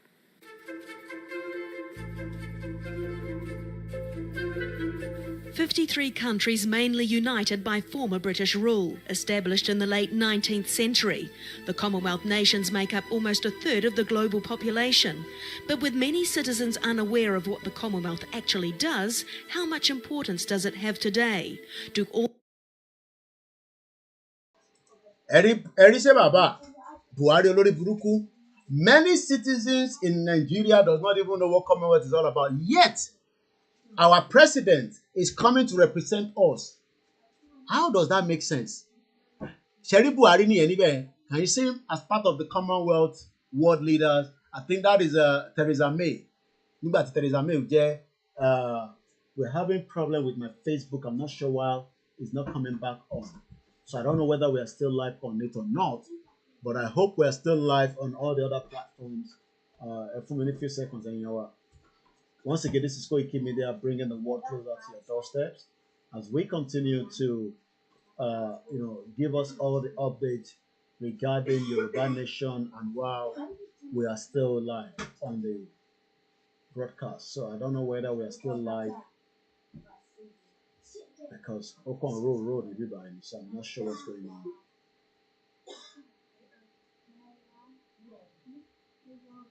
All right, I think it's back on. Must be. So let's continue quickly. So what we are trying to explain to our people is that Buhari wa represent wa as a Commonwealth citizen, but òun nìkan ló gbádùn ẹ̀. Ẹni tó wà ní abúlé mi níjẹ̀bú Igbó kò gbádùn ẹ̀. Ẹni tó wà ní community yìí kò mọ tó ń pè ní Commonwealth. Then why are we being forced? Because we are part of the numbers. We are part of the statistics. And it is now our own responsibility to pull out of that Commonwealth so that I lè padà as a real citizen. Because being a citizen of Commonwealth means nothing than fraud to you and to me. Let's go back and listen more to the Commonwealth. Koiki Media bringing the work closer to your doorstep at exactly 12 minutes past 1900 hours. All 53 nations benefit from being part of the Commonwealth. If it dissolved, would anyone notice? Probably best known to the rest of the world for the Commonwealth Games, the nations are a mixture of former British colonies and current dependencies. Again, that is Buhari there with the former late Queen Elizabeth. Ṣẹ̀rí Buhari níbẹ̀, the same Buhari tó pa 28,000 Yoruba people, the same Buhari that brought in Fulani. Ṣé agenda Britain ni pé to keep us in this Commonwealth and keep us in the poverty level, make ayé wa kó má ní ìlọsíwájú, and then continue to deceive us, and then take some of our best brain wá fáwọn yẹn ní few scholarship. All this is something where we need to say we are tired of being part of the Commonwealth, but kò lè sọ pé we're tired. Ẹ gbọ́dọ̀ ní alternative, and the alternative is having our own independent Yoruba country. My name is Olami Koiki. Please share the program and let us continue to listen to what is the relevance of being a Commonwealth citizen.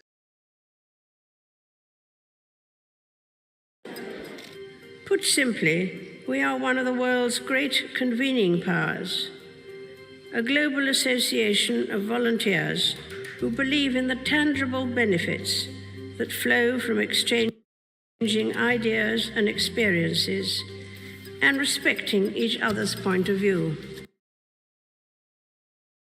Ọ̀rẹ́ àpò ìpín ìmọ̀ tó ń sọ. Torí tó bá mọ tó ń sọ ni, ṣé àwọn Fúlàní respect view tiwa ló ń kó màálù wọnú ilé tó fi ń jẹko? Ṣé wọ́n respect view wa ló gbé gbogbo ayé ọmọ Nàìjíríà wọ́n gbélé Dangote lọ́wọ́? Wọ́n gbélé àwọn Fúlàní lọ́wọ́? Àbẹ̀rù pé bí Tinubu ṣe wà níbẹ̀, wọ́n rí ti Tinubu rò. All these are agenda by the globalist tí Alex Jones ń sọ̀rọ̀ lé lórí. But these are globalists. And when you talk about globalists, according to Alex Jones on his tweet, United Kingdom is run by globalists who hate the very existence of America. Which America nìkan ló hate. Wọ́n hate ọmọ Yorùbá débi pé tó bá ní alternative nǹkan tó lè ṣe fún àwa Yorùbá ni wọ́n bá máa ṣe fún wa.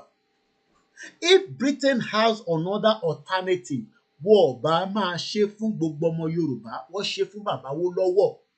Wọ́n make sure pé wọ́n deal pẹ̀lú bàbá yẹn débi pé wọ́n deal pẹ̀lú ẹ̀ pẹ̀lú àwọn Fúlàní, wọ́n deal pẹ̀lú ẹ̀ lára wọn, wọ́n rí pé power bàbá Awólọ́wọ̀ ti ju tiwọn lọ. They are doing the same thing now with Baba Akintoye. Bí ẹ̀yin ò mọ̀ bẹ́ẹ̀. They are playing a lot of game behind the scene láti dá ìrìn àjò Yorùbá nation rú, because wọ́n rí pé bàbá Akíntóyè nìkan ló ń follow ìlànà bàbá Awólọ́wọ̀. Tẹ́ bá ń dúró de àwọn gómìnà yín, olórí burúkú ọmọ àlè ni wọ́n. Àwọn ti yà bàrà kúrò lọ́dọ̀ bàbá Awólọ́wọ̀. But wọ́n rí pé bàbá Akíntóyè ó dúró, wọ́n ti lọ wo review ẹ̀, wọ́n ti study ẹ̀, wọ́n ti rí pé ilé tún yàtọ̀. A rò pé a ti pa Awólọ́wọ̀ ni. Ibo lélẹ̀ tuntun tún jáde. Bàbá 90 years old. Ìdí tí a ṣe gbọ́dọ̀ fún bàbá Akíntóyè ní gbogbo tó bá gbà pé inú ọdún tá a wà yìí o, àṣeyọrí gbọ́dọ̀ jáde nínú ọ̀rọ̀ Yorùbá nation. Àfi tó bá jẹ́ pé coward làwa náà. Mo dẹ̀ mọ̀ pé a kì í ṣe coward like I always say, but mo máa ń fẹ́ lo language yẹn kó lè wake spirit wa up, because àwọn Britain ti study bàbá Akíntóyè. Wọ́n study bàbá Akíntóyè ni, wọ́n study ẹ̀. Tó o bá tẹ̀ bọ́ bàbá Akíntóyè tẹ́lẹ̀, Ìgbòho gbé lẹ́tà débẹ̀. Ìgbòho mọ òòṣà, ìṣà Olódùmarè. Ó gbé lẹ́tà lọ́dọ̀ bàbá King Charles. Ẹ rò pé Prime Minister la gbé lẹ́tà lọ fún ni? King Charles la gbé lẹ́tà lọ fún. King Charles ni a ní kọ́ hand lẹ́tà fún, because King Charles ni ó jẹ́ ẹni tó darí United Kingdom. Prime Minister tẹ́ ẹ̀ rí nísàlẹ̀ yẹn, bọ̀ìbọ̀ì lòun.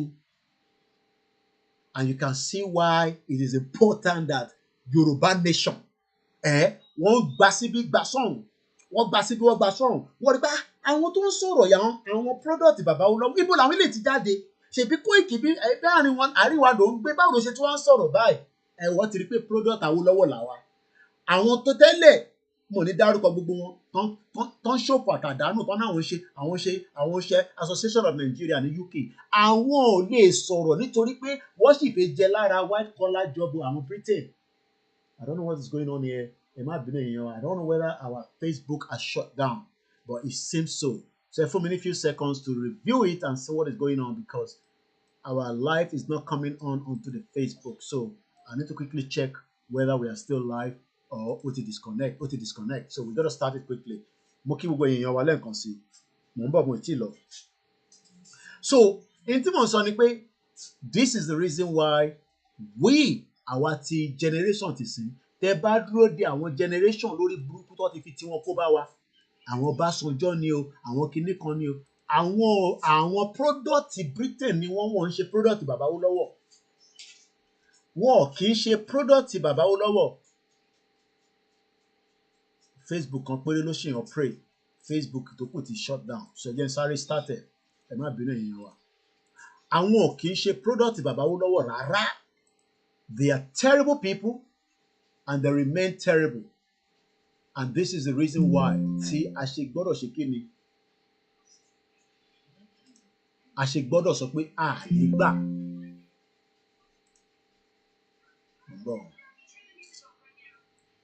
Nígbà tí kinní ẹ̀ roll lẹ́ẹ̀kan ló ti shut down Facebook wa. So let me quickly see if I can start it back again. Problem tí yàn bá ń lo Wi-Fi ni, tó bá yẹ pé cable là ń lò ní, cable máa hold ẹ̀. But Wi-Fi báyìí ó máa disconnect ẹ̀ lẹ́sẹ̀kẹsẹ̀. YouTube nìkan ló máa hold. because we need a bit of strength. So I hope that we can start. Do you want to discuss? No. No, let us start and see what's going on live.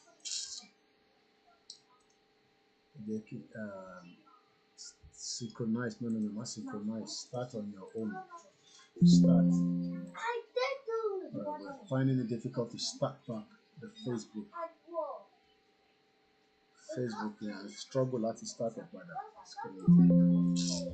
Yeah, I'm allowed to the phone, láti fi ṣe yẹn ni o, because I think of Madam Yoruba, what's going on this year?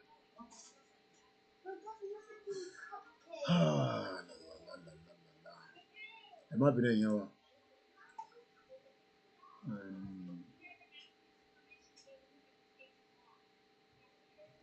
What's going on now?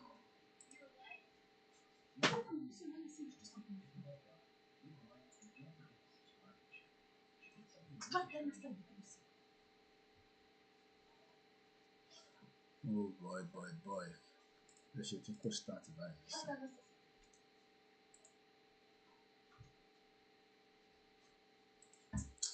Alright, I think I'm just gonna start it with the phone because if not, don't come off it at our drone. So I'm gonna start it with the mobile phone because pick the software on my why.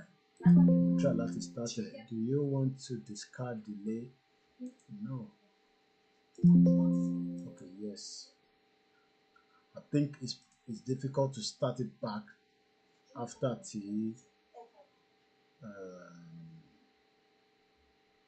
I don't know what's going on anyway. So let's just leave the Facebook because, like, remember, sometimes I need to refresh the page as well. Okay, well, as we are pushing towards our right to self-determination, it's a fight that we will finish. It's a fight that we must complete. Benny, Keke of course, the globalist puppet. Only politicians they are all globalist puppets. So I want jà irú ìjà táwa ń jà yìí. So Britain gan wà shocked pé ṣé pé àwọn kan ṣì wà tó tún lè máa jà báyìí. They are worried, they are shocked. Kò yé wọn because àwọn tó yẹ kó jà àwọn ti jẹ́ puppet. So àwa tí àwa jẹ́ new generation yìí, they are getting worried and Britain is scared. Britain is scared of the Yoruba people. Not the Yoruba of before. Àwọn Yoruba ó lé politicians yìí, àwọn MK Abiola, gbogbo puppet ní gbogbo wọn àti MK Abiola ó lè náà MK Abiola, gbogbo àwọn generation bẹ́ẹ̀ yẹn. But our generation ti sìn wọ́n wonder pé báwo la ṣe fẹ́ dì pẹ̀lú àwọn eléyìí? Báwo la ṣe fẹ́ dì pẹ̀lú Ìgbòho? Báwo la ṣe máa dì pẹ̀lú Bàbá Akíntóyè? Báwo la ṣe lè convince wọn? All right, nothing is coming out of there, so I'm just going to start it with the phone. I think that's all because I can't profit that. So I don't know what is going on. Mama upload it on Facebook later. So where is the video? Time play on this on the list. So you can start the live and lórí phone.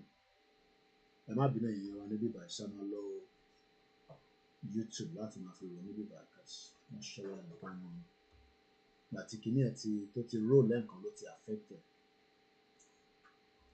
So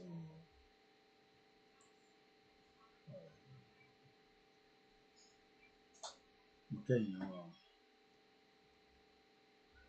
so let's leave it like that. All right, so you can start the coffee phone, coffee start the Facebook.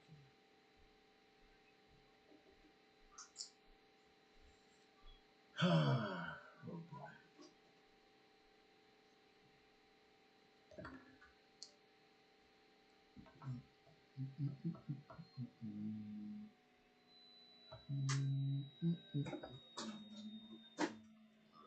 So let's start here and see.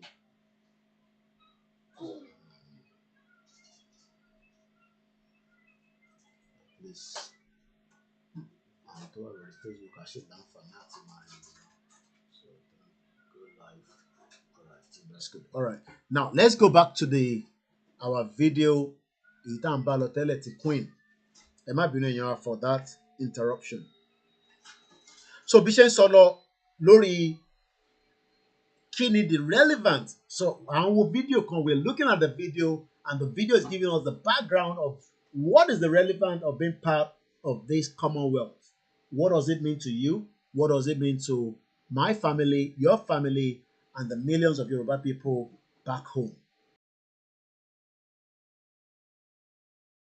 Headed by the Queen, with Prince Charles set to take over the reins in the near future. Now, King Charles is the one in charge after, Queen Elizabeth died. So, ẹni tó gba oyè yẹn nísìn tó jẹ́ ẹni tí gbogbo wa ó dà pé understand ẹni tó wà in control wa tó ń darí gbogbo wa òun ni King Charles, because òun ni the head of the Commonwealth, and the head of the Commonwealth gbogbo àwa tá wà lábẹ́ ká jẹ́ all these 53 countries, gbogbo wa pátápátá, including you and me, gbogbo wa la wà lábẹ́ King Charles. But the only way we can become fully independent, ìyẹn ni Alex Jones ṣe sọ pé no, Trump má ṣe mistake. Ẹ jẹ́ ká tún lọ gbọ́ Alex Jones yẹn lẹ́ẹ̀kan sí ká tó tún padà sọ́dọ̀ fídíò tá à ń wò yẹn ká lè fi ní understanding ẹ̀. Àbọ̀rọ̀ mòye yín nísìn ṣe lè lókè ò ṣe lókè ní sétí ẹ mama hello ṣe lè fi kiri sétí tọ̀dọ̀ tẹ̀ wọ́n filter wá sí bíbá ó dẹ̀ máa fún mi ní copyright ni. So ẹ jẹ́ ká gbọ́ in tí Alex Jones sọ lẹ́ẹ̀kan sí.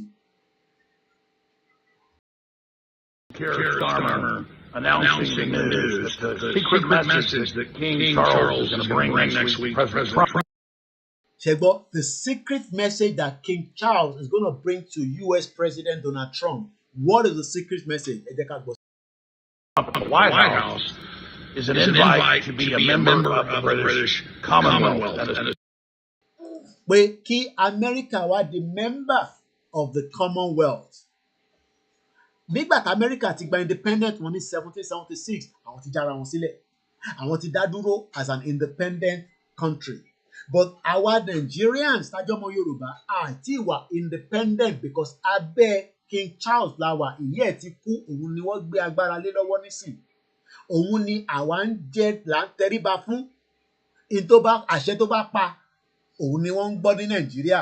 Àṣẹ tó bá pa òun ni wọ́n ń gbọ́ ní gbogbo other 50 country plus tí wọ́n wà. But for us to be fully independent, òun ni pé ká endorse, ká support Yorùbá nation. Tó bá ṣe sọ pé ká lọ ṣe election, ká ṣe restructure, ó ṣì wà lábẹ́ Commonwealth ni. Tá bá pull out, we will have cordial good relationship with Britain, but not under the shit hole Commonwealth, just like Alex Jones still wake up minds àwọn US citizens pé look, we can love Trump, but eléyìí tó fẹ́ gbé kò ṣe ìgbésẹ̀ tó dáa. Ẹ jẹ́ ká gbọ́ díẹ̀ sí nípa tí òun sọ ká tó máa tẹ̀síwájú. Mo kí gbogbo ọlẹ́ẹ̀kan sí. Associate member, and I posted a video saying this is just outrageous. Now, it doesn't mean Trump has done it, but the fact that Trump said he would be open to it is outrageous. Ó ní Trump ò tẹ̀ tí ṣe, but the fact that ó ti sọ̀rọ̀ lé lórí is not something that they should sit back and do nothing. That is the reason why ó ti bẹ̀rẹ̀ sí ṣe campaign lé lórí. Just like bí Bàbá Akíntóyè ṣe ń wọ́n gbogbo ọmọ Yorùbá, the elite, the politician, bàbá yẹn sọ fún gbogbo àwọn olóṣèlú pé look, kò sí ọ̀nà àbáyọ pẹ̀lú Nàìjíríà, ẹ jẹ́ á fi Nàìjíríà sílẹ̀. Ǹjẹ́ wọ́n dá bàbá yẹn lóhùn? Àwọn olóṣèlú wọn ò ní dá bàbá yẹn lóhùn because àwọn ti kúrò lábẹ́ in tí bàbá Awólọ́wọ̀ ní kí gbogbo wọn lọ ṣe. Bàbá Akíntóyè sọ evidence wà, bàbá yẹn wọ́n gbogbo àwọn governors pé look, ọ̀rọ̀ a fẹ́ fix Nàìjíríà, gbogbo yẹn kọ́ la nídìí nísìn. A fẹ́ fix ilẹ̀ Yorùbá, a fẹ́ mú ilẹ̀ Yorùbá kó ní àṣeyọrí, kó wà within the confinement of other countries around the world. Bàbá Akíntóyè ó máa pariwo, ó máa rojọ́, wọ́n ò dá bàbá yẹn lóhùn torí ẹni òfò àtàdánù ló gbogbo àwọn governors yẹn wọ́n ti kúrò lábẹ́ ìrìn àjò bàbá Awólọ́wọ̀. Ẹni tó dẹ̀ gbé ìrìn àjò bàbá Awólọ́wọ̀ dání wọ́n ọ̀rẹ́dì láti gbọ́ tiẹ̀. Ìyẹn làwa náà ṣe máa wá takú nígbà tá a bá jáde fún night vigil pé a ní gbà fún gbogbo yín. Ẹ jẹ́ á gbọ́n tí bàbá wa alànà sọ fún àwọn olórí burúkú gómìnà yín tó gbọ́. Ẹ jẹ́ á lọ gbọ́ díẹ̀ nípa ìtọ́sọ ní some few weeks. Eastern people who had been migrating westwards to North Africa and to West Africa. And because they were not indigenous to the land, the British regarded them as easy to handle and manipulate. Then their further qualification was that they had rejected Western education and they had no intention at all. They showed no intention at all to accept Western education. And so the British thought, wow, these people, for us to be able to exploit Nigeria after independence, these are the people we must hand power over to. Britain are manipulating people, not their citizens, but their system of governance. The people that colonize us were very, very manipulative. Don't give power to the Yoruba people. Why? If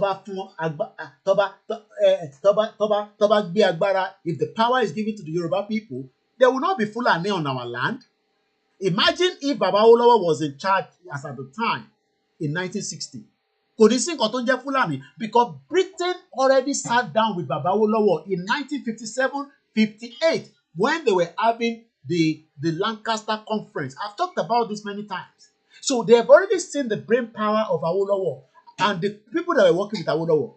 Just like they are now seeing the people working with Baba Akintoye, they can see that these are the new brain power of the Yoruba people, not the Olori Buruku Obasanjo, the Tinubus, and the rest of the criminals, the Sarakis. Because all those ones are the puppet of the globalists. They want their children to live here. They want the Yoruba people in Ilorin to be doing Rankadede for Saraki, Olori Buruku, and Momali. You can see why Alex Jones is also warning Trump that look, nígbà fún ẹ lórí ọ̀rọ̀ eléyìí, but àwọn ọmọ Yorùbá tó yẹ kó endorse, tó yẹ kó support, tó yẹ kó fi will. Wọ́n náà fẹ́ ṣe Nàìjíríà, but wọ́n ti gbà pé Nàìjíríà is part of Britain puppet globalist Commonwealth, whatever tẹ́ bá fẹ́ pè.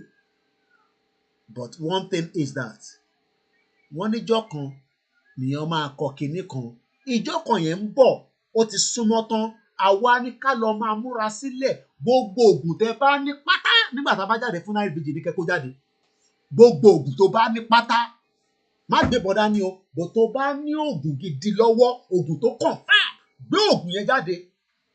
Tó bá bí bàbá ńlá ẹni sójà kan dá, àbọ̀lọ́pàá kan dá, kó ṣe mẹ́lẹ̀mẹ́lẹ̀, a wá sọ fún pọ́mọ Yorùbá ni wá.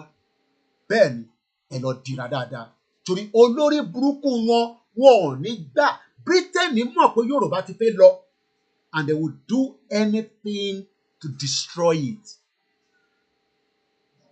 I can tell you that. They will do anything to destroy it. But a máa sọ fún Britain pé àwa ṣì lọ́mọ Yorùbá, nǹkan dẹ̀ ṣì ń bẹ lọ́wọ́ àwọn bàbá ńlá wa àtàwọn ìyá ńlá wa, nǹkan ń bẹ lọ́wọ́ wọn. Àwọn tó ń ṣàdúrà náà tó jẹ́ ti Christianity, nǹkan ń bẹ lọ́wọ́ yín. Kókó ṣì ń bẹ nílẹ̀ Yorùbá. Enough is enough. Kí ló dé? A náà ṣe Nàìjíríà mọ́. Kí ẹ fẹ́ force wa nínú Commonwealth òfò tó ṣiṣẹ́, Commonwealth àdáwọ̀n, Commonwealth tó ní any impact to the lives of millions of Yoruba people. Táwọn ọmọ Igbo bá fẹ́ ṣe Commonwealth kan lọ ṣe, àwọn èèyàn tẹ̀ fẹ́ ṣe anyway, yàtọ̀ sáwọn olórí burúkú tó ń tẹ̀lé Peter Obi. Let's listen more to Professor Akintoye. Mo ń bọ̀ àìtí ìdí.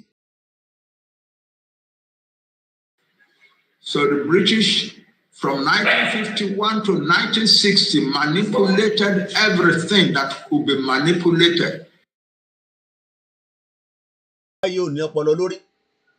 Ẹgbọ́n nǹkan tí bàbá sọ, Britain ni manipulate gbogbo ẹ̀, and they are still doing it today. Hey, we are Commonwealth. Just come with your president.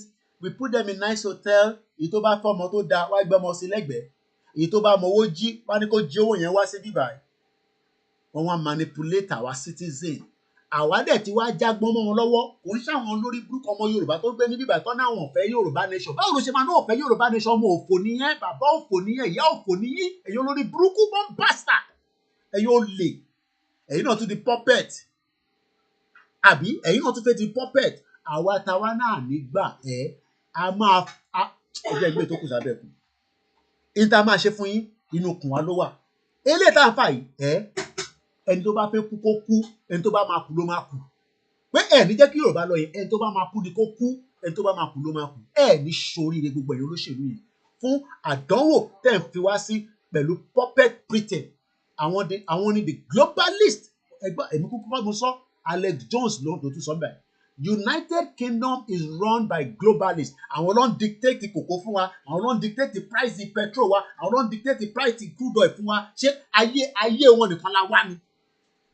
Àwa wà níbí báyìí náà, àfẹn tó bá jalè, torí tó ò bá jalè nílùú yìí tó jẹ́ pé iṣẹ́ ló ń ṣe, ìwọ́gun a máa mọ̀ ní end of the month wàá mọ ibi tá rẹ̀ kù sí.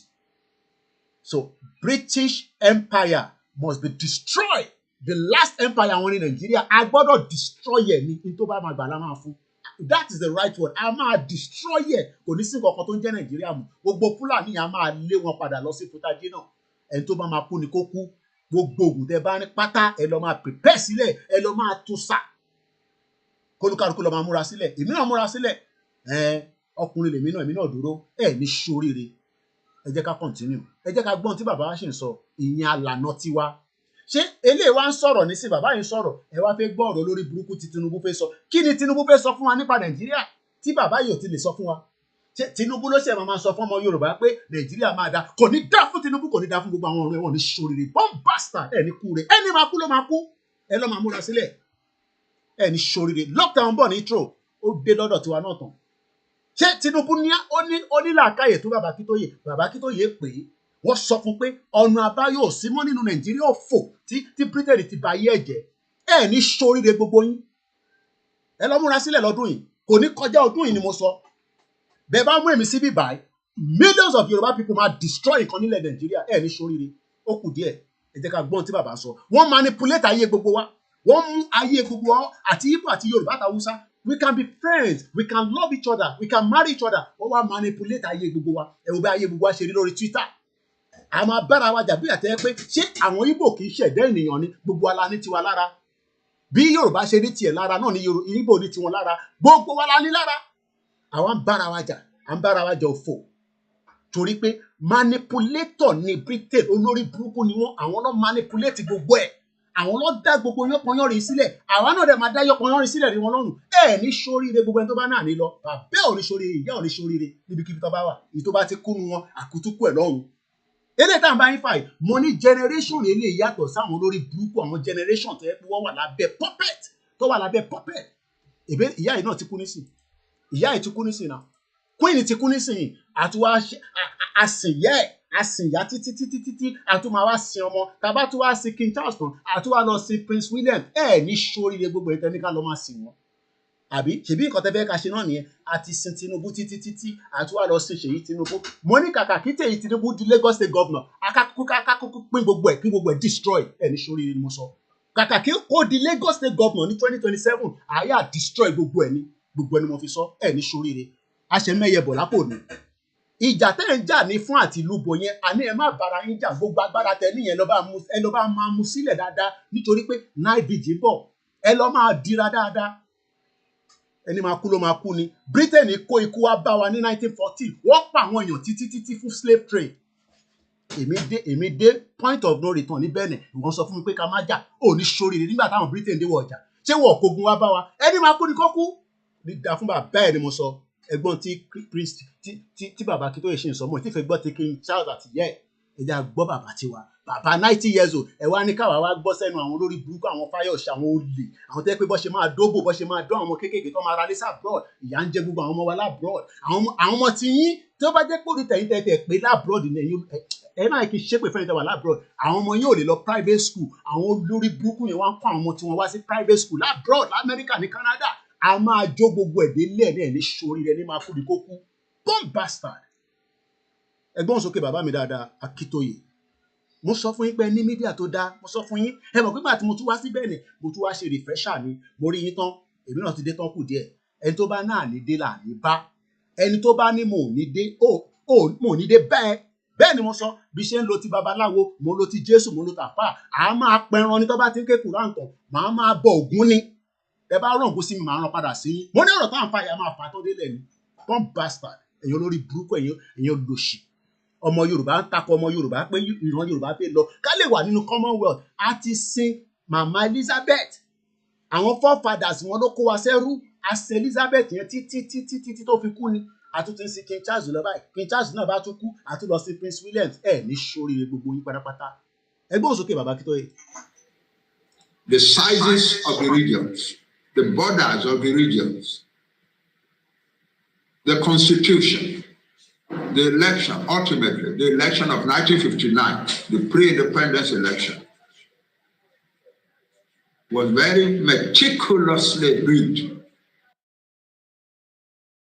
Ẹgbọ́n òyìnbó lára, ẹgbọ́n òyìnbó ńláńláńlá tí bàbá wa ń sọ, àwọn òyìnbó tó ń ṣe òyìnbó òfò, àwọn òyìnbó gidi was meticulated read. Ọmọ tó ń pè bẹ́ẹ̀. Wọ́n make sure pé wọ́n rig election yẹn, wọ́n jẹ́ kí bàbá Awólọ́wọ̀ wọlé. Bàbá Awólọ́wọ̀ ṣe máa wọlé. Wọ́n ò ní jẹ́ kí bàbá Awólọ́wọ̀ wọlé. Wọ́n ò ní pín nígbà tá a sọ̀rọ̀ okó àtòbò ní bíbá. Tó bá yẹ pé mò ń sọ̀rọ̀ okó àtòbò ni wọ́n á ti pín àti wá láàárẹ̀ Koiki máa ti ń ṣe okó àtòbò lórí platform àwọn ọmọ àlè. Wọ́n bá àdáyìn tẹ́ ń jà nílùú bẹ́ẹ̀ má bára yín jà mọ́ bẹ́ẹ̀ yẹn jọ. Àwọn oògùn tẹ níyẹn tẹ mo gbọ́ pé wọ́n bá yín àwọn kan ìbọn wọlé gbogbo àwọn oògùn yẹn la need. Tó bá bí sójà kan dá ẹyẹ ń gbé tó kù sábẹ́ ẹkùn ẹ ti ní kí n má máa fi gbogbo ẹnu sọ̀rọ̀ ẹ lọ dira dáadáa èmi náà ń dira bẹ́ẹ̀ ni mo sọ fún yín ọkùnrin lèmi náà ẹ ní ṣoríire night vigil ń bọ̀ ọ̀rọ̀ tó wà nílẹ̀ yìí a máa tátán délẹ̀ ni ìzídà ká lọ by peace or by ibi tó bá kù sí ẹgbọ́n kan ti Britain àní manipulator ni wọ́n ti rí i pé tí gbogbo ẹ̀ bá dán mọ́rán tá bá ń sọ èdè ọ̀tọ̀ọ̀tọ̀ ṣá máa gbọ́ra wáyé oya start speaking English ọkọ̀ọ̀kọ̀ kó English òfò kó lé wa lọ́wọ́ èmi wá gbé school start mi débí ìbà ní 1998 wọ́n wá rejected mo wá ń bi wọ́n pé ṣèbí nísìnyí mo ṣàwọn ṣèbí English náà là ń sọ ní Nàìjíríà kí ló ṣe school start tèmi àwọn ọmọ wọn mélòó ló mọ̀wé kódà kí n gba F9 ní English nígbà tí mo wà ní tí mo ṣe school start mo sì better off àwọn tó jẹ́ manager àwọn ní Tesco kẹ bá gbọ́ ìbò kábàkàbà kóbokòbó tó máa sọ ẹ máa wonder pé eré yóò lọ sí school ni kò lọ sí school because Tesco ló ti ṣiṣẹ́ for 20 years ó ti dọ̀gá ìwọ wèrè ọmọ àlè born bastard oko masters dé London ó lọ́ nulẹ̀ níbẹ̀ làákàyè ò sọ fún ẹ pé ilẹ̀ tó ń nù yẹn ẹni tó jẹ́ ọ̀gá ẹ̀ yẹn nínú store yẹn ẹ tí wàá fẹ́ káwọn ọmọ tèmi kọ́ lọ máa ṣiṣẹ́ cleaning ẹ̀ ní ṣoríire ó bẹ́tà ká ja gbogbo ẹ̀kọ́ ká da gbogbo ẹ̀rú àwọn ọmọ tèmi ò ní tún ṣiṣẹ́ ní Tesco nílùú yìí wọ́n ń padà bọ̀ nílé máa kó wọn déjẹ̀bú òde tí wọ́n bá fẹ́ kọ́ àwọn ọmọ tiẹ̀ déjẹ̀bú òde you are a puppet to British company company ní ilé iṣẹ́ ni àwa fẹ́ kọ́ àwọn ọmọ tiwa lọ sí Ìjẹ̀bú ẹ̀yin lẹ fẹ́ kọ́ àwọn ọmọ ní America àti Canada káwọn ọmọ yín máa gbé níbẹ̀ kọ́ máa lọ wa Uber àbí kọ́ tún máa lọ fọbọ́ kọ́ máa ṣiṣẹ́ ní Walmart kọ́ máa ṣiṣẹ́ ní warehouse àwọn tó gbọ́ yìnbó l'Amẹ́ríkà kò dẹ̀ Amẹ́ríkà tẹ̀kọ́ láǹbájẹ́ ní ìwé Britain àwọn tó gbọ́ yìnbó ní Britain àwọn ìyá wa ṣọ̀gá láwọn ọmọ wa lórí àìmọye àwọn ọmọ wa tó ìyàwó mi ṣì sọ fún yàbí woman tó ṣiṣẹ́ ní military yẹn àbí mama ìyàwó mọ̀ gẹ́rẹ̀ tó ṣiṣọ́ fún mi yẹn gẹ́rẹ̀ tó ṣiṣẹ́ ní military òyìnbẹ́ ọmọ dúdú yẹn wọ́n lò fún face military nílùú yìí ìwọ ọ̀dẹ̀ tá à ń sọ fún tó ń sọ pé my children are brilliant wọ́n lo girl yẹn mo rántí orúkọ ẹ̀ bí mo lè google ẹ̀ ẹni tó bá rántí orúkọ ẹ̀ bá mi ṣe fi jáde lórí social media mẹ́rin lórí comment section wọ́n lu ọmọ yẹn títí òun lọ́ fi ṣe the face of the military UK ni mò ń sọ wọ́n padà racism ẹ̀ ni wọ́n padà bully ẹ̀ ni máa sọ pé eré ni mò ń ṣe bomb bastard ìyá máa jà wọ́n mú ẹ ní UK wàá rò pé eré ni mò ń ṣe idiot all over the place wọ́n lo girl yẹn títí ẹni tó bá rántí orúkọ girl yẹn bá fi sórí comment section ká lọ máa nùdí ẹ tó fẹ́ káwọn ọmọ tiwa máa lọ nùdí kọ́ lọ máa ṣe care home no gbogbo ìwé táwọn ọmọ wa bá kà ní bíbá à ń kó lọ́lé ni wọ́n ń lọ́lé torí tá a bá ti jàjà yẹn nísìn fún ọdún méjì torí pé tẹ́ ẹ̀ bá jẹ́ ká lọ ní kíákíá ọdún méjì náà ni nígbà tá a bá di gbàs wá kó gbogbo ara sórí round table àlọ́ yanjú ẹ̀ èmi dẹ̀ mọ̀ pé kò lè tó 2 years àwa kọ́ àwọn ọmọ dáadáa àwọn ọmọ yín tó ti kàwé tó ní knowledge èmi ò kúkú kàwé kọ̀ọ̀kan wọ̀ jẹ́ ká kàwé ìwé ò ló fẹ́ kà ṣé n tó níwèé ló máa kàwé ṣé n tó fún níwèé ní kíákíá ló máa kàwé ló máa lọ sí yunifásitì ẹ̀yin tẹ́ wá dé lánàá ẹ fẹ́ lọ sí business center student visa ṣé student òfin ìpè iṣẹ́ tó máa ṣe yẹn àwa wà nù country à ń ṣe 40 hours plus another 40 hours àìtí lè sanwó school ìwọ tó dé tó fẹ́ ṣe 16 hours tó fẹ́ fi sanwó school orí ò pé bomb bastard ìyá máa jẹ ṣégè sí ẹ máa bọ̀ ní London àwa ta ní full time ta lè lọ ṣiṣẹ́ full time a lè padà sí school torí tó bá lọ sí school báwo ló ṣe take care ọ̀wọ́ rẹ̀ ṣe take ọmọ àwa ń dọ́gbọ́n àwọn èèyàn Nigerians nìkan ló máa dé class ló máa sùn tó máa ń lecture ẹ̀yin ló máa lọ́jọ́ kò sí ó ti sùn lọ́wọ́ ti ṣiṣẹ́ security mọ́jú ẹ̀yin bàbá òfò àwa ń pariwo Yorùbá nation yìí wà ní UK sọ pé ká dákẹ́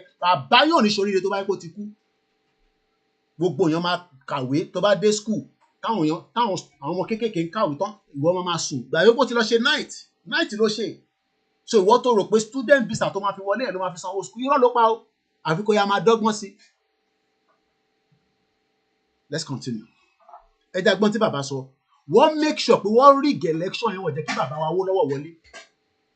Mo sọ fún ẹ pé generation ti sìn àní gbà fún yín bẹ́ẹ̀ bá jẹ́ ká lọ ní kíákíá á padà dìjà náà ni kò sógun ogun wà ní Ukraine ayé wọn bẹ́tà ju Nàìjíríà lọ. Ukraine mo ti mọ̀ pé wọ́n ń jagun wọ́n níná wọ́n ní internet omi yọ gbogbo ẹ̀ ṣiṣẹ́ Nàìjíríà kò sógun nǹkan kan ò ṣiṣẹ́ for 64 years. Ẹgbẹ́ òsókè bàbá mi Akíntóyè. Mr. Koiki, university in the UK is a business. Most universities in the UK are filled with Nigeria and Indians. But wọ́n rówó school san wọ́n nísìnyí. Exchange rate ti báyé wọn jẹ́. Wọ́n lè rówó school san because exchange rate yẹn ti high. Mo kí gbogbo èèyàn wa ẹ bá mi gbọ́ wọlé share but mo bẹ̀ torí Ọlọ́run tí yóò ní bàjẹ́. Mo ní bíbá ní international platform bíbá láti máa yanjú ọ̀rọ̀ yẹn. Ká tó bẹ̀rẹ̀ ní on the ground a máa kọ́kọ́ yanjú ẹ̀ ní bíbá torí àwa gbọ́dọ̀ kọ́ àwọn ọmọ wa délé. Èmi ò dẹ̀ kọ́ ọmọ lọ síbi tí security ò ní sí èmi ò kọ́ ọmọ mi lọ síbi tí ayé à máa já kí ní kọ́ ọmọbìnrin sáré lọ ṣẹnu káyà mi máa já èmi ò ń ṣerú ẹ̀. Ẹ já lọ para lọ bá bàbá wa Akíntóyè ká gbọ́n tí bàbá sọ mò ń bọ̀ mọ̀ tí lọ. In order to hand over power to the Fulani of northern Nigeria over Nigeria. And we are not saying anything that is new here. Even the man who was chairman of the group, of the British colonial group that masterminded the secret operation that produced the rigging for the North, has written in his memoir, and he has appeared on television a number of times. That is Harold Smith. Apàdà wá lọ́dọ̀ bàbá Akíntóyè. Ẹ jẹ́ ká tún lọ gbọ́ Alex Jones. The reason why he's now telling Trump, look, you cannot join back any organization called Commonwealth. Ẹ jẹ́ gbọ́ Alex Jones. Ladies and gentlemen, being an associate member isn't just ceremonial. I have covered these Commonwealths, and the fact is that means you are affiliated with the British. Ẹ ṣe gan, mo náà wọn lọ́pọ̀lọ́ lájọ́ ń gbọ́ program lájọ́ ń ṣe èmi nìkan kọ́ ni mo ń ṣe wọ́n ti fún mi lórúkọ gẹ́ọ̀ yẹn wọ́n ní gẹ́ọ̀ yẹn jẹ́ Kerry Anna Knight.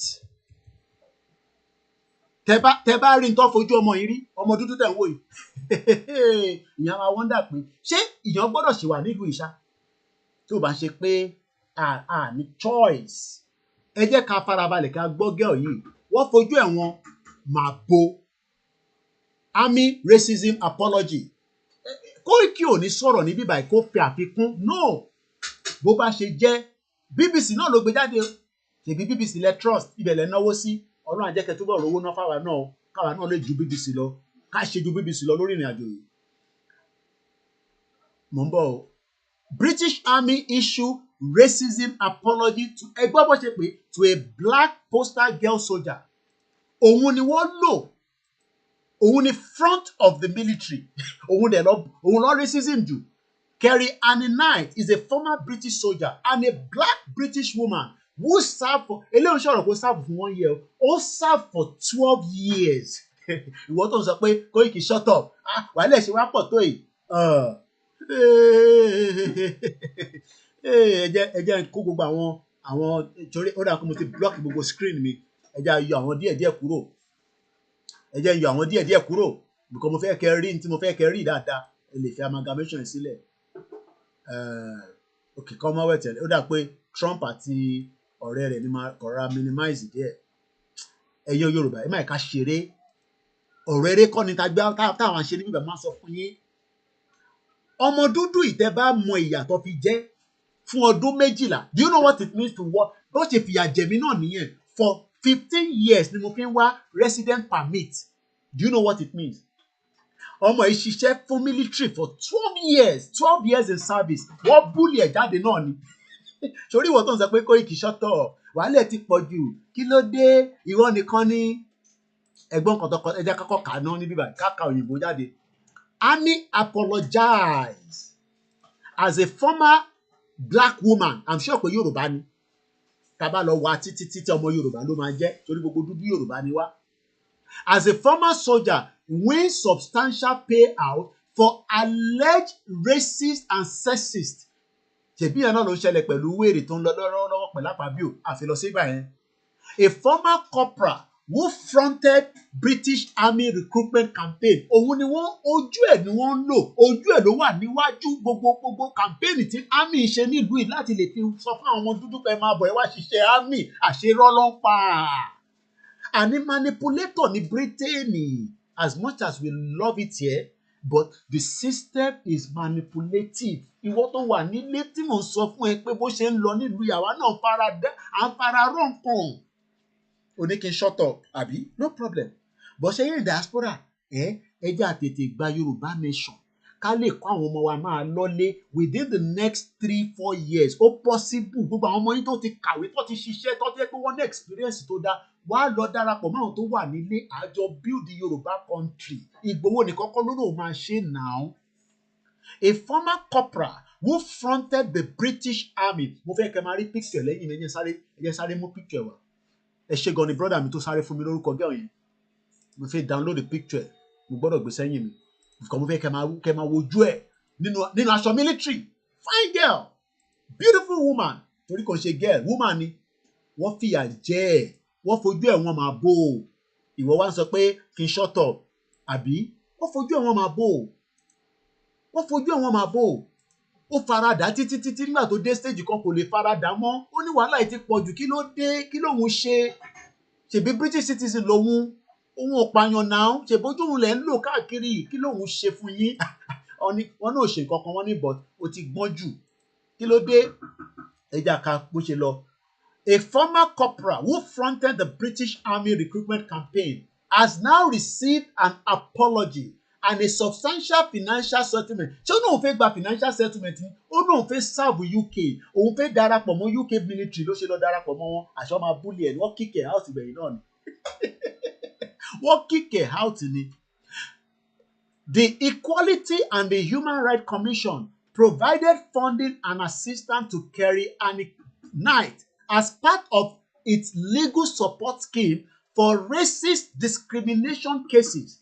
Mrs. Knight, or Miss Knight rather, told an employment tribunal that she believed she had been repeatedly racially abused by her colleagues. Àwọn wo ni colleagues? Àwọn òyìnbó aláwọ̀ funfun, àwọn white people tó ń sọ fún ẹ pé Nàìjíríà máa dà wọ́n lórí burúkú, àwọn bomb bastard. Àwọn máa fẹ́ jẹ́ káyé Yorùbá lọ síwájú, àní ká bà gbogbo ẹ̀ jẹ́ kó destroy, ká bá destroy ẹ̀ kó destroy kó lúkálukú padà, ká lè reset system yẹn. Ẹ lè reset ẹ̀ pẹ̀lú election now. Ẹ lè reset ẹ̀yin tẹ́ ń bára yín jà ní fún àti lóbi, mo bẹ̀ yín torí Ọlọ́run ẹ jọ̀ọ́. Ìjà yẹn kọ́ la nídìí nísìnyí. Àwọn agbára tẹ lọ ń lò yẹn ibi tẹ́ ń tánẹ̀lẹ̀ sí àwọn sọ́jà tó bá máa pa wá níjọ́ yẹn ni ká lò fún. Àwọn ọlọ́pàá tó bá yẹ pé bàbá ẹ̀ bá ràn wá pé bí bàbá ẹ̀ ò sọ fún pọ́nmọ Yorùbá ni wá, à á sọ fún pọ́nmọ Yorùbá wá níwájọ́ yẹn. Àwọn ò ní jà o, but à ń lọ ní wọ́rọ́wọ́ ni. But tó bá bí bàbá lẹ́ni bọ́dì dá kó wá dà nǹkan rú níbẹ̀, à á sọ fún pọ́nmọ Yorùbá ni wá. Ìmí ìta máa fún agbedele ìyàwó ẹ̀gbọ́n á máa sọ pé tóun ránṣẹ́ bó ṣe máa rí nìyẹn. Now ká má sọ̀rọ̀ púpọ̀ tí ara sì ń tẹ̀síwájú lórí Commonwealth. Ẹ jẹ́ ká gbọ́ bó ṣe sọ lórí BBC. Lára àwọn news anchor wọn náà, ìyẹn náà ó ṣe àṣemáṣe, wọ́n dọ́gbọ́n títí tó lójó òyìnbó wọ́n fi sílẹ̀. Tó bá jẹ́ dúdú ni ẹ̀wọ̀n ló máa wà. Ẹ jẹ́ á gbọ́ fídíò yẹn mò ń bọ̀. Ẹ jẹ́ á mute mic wa. Ẹ bá ń gbọ́ orí share button ẹ̀jọ̀ torí Ọlọ́run. Ẹ bá mi lọ pé àwọn èèyàn wọlé pé wàá gbọ́ ọ̀rọ̀ òdodo ọ̀rọ̀ kódú ọ̀rọ̀ ló ń sọ níbí báyìí.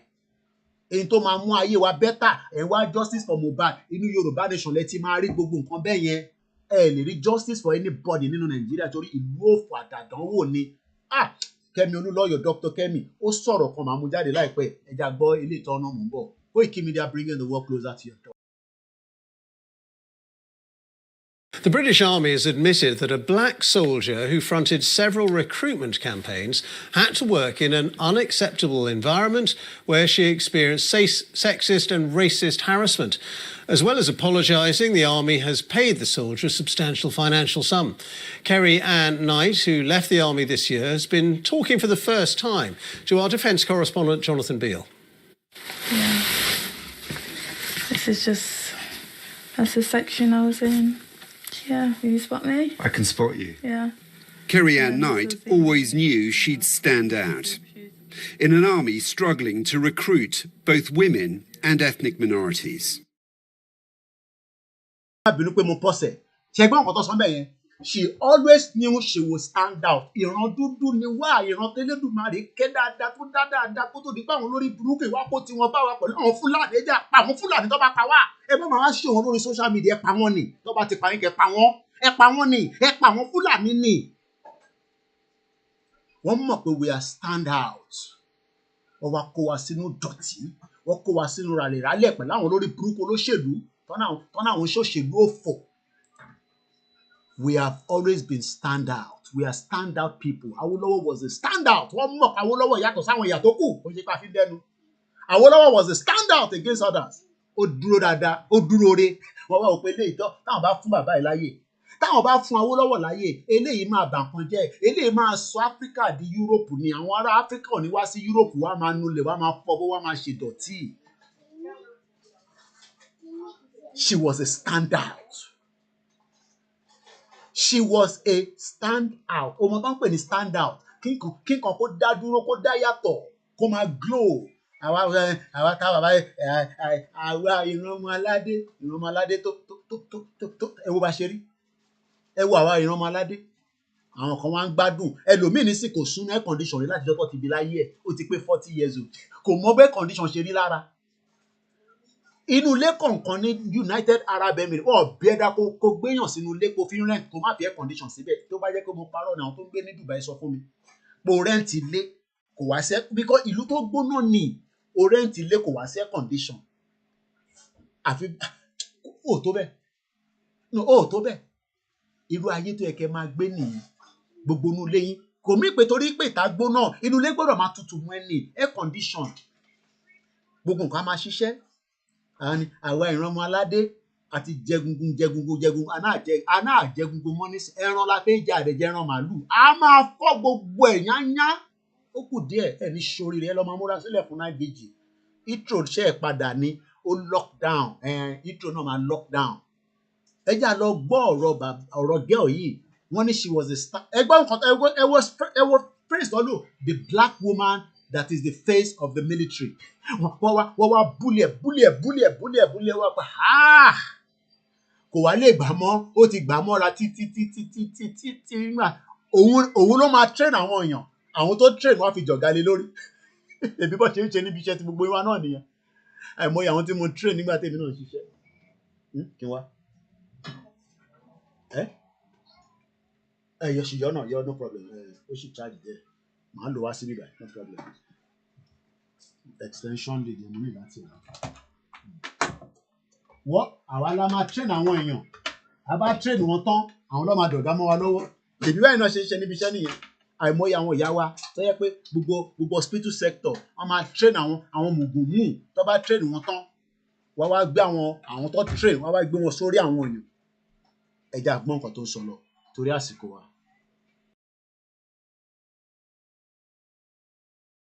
Were you the only black person in I was the only a black female.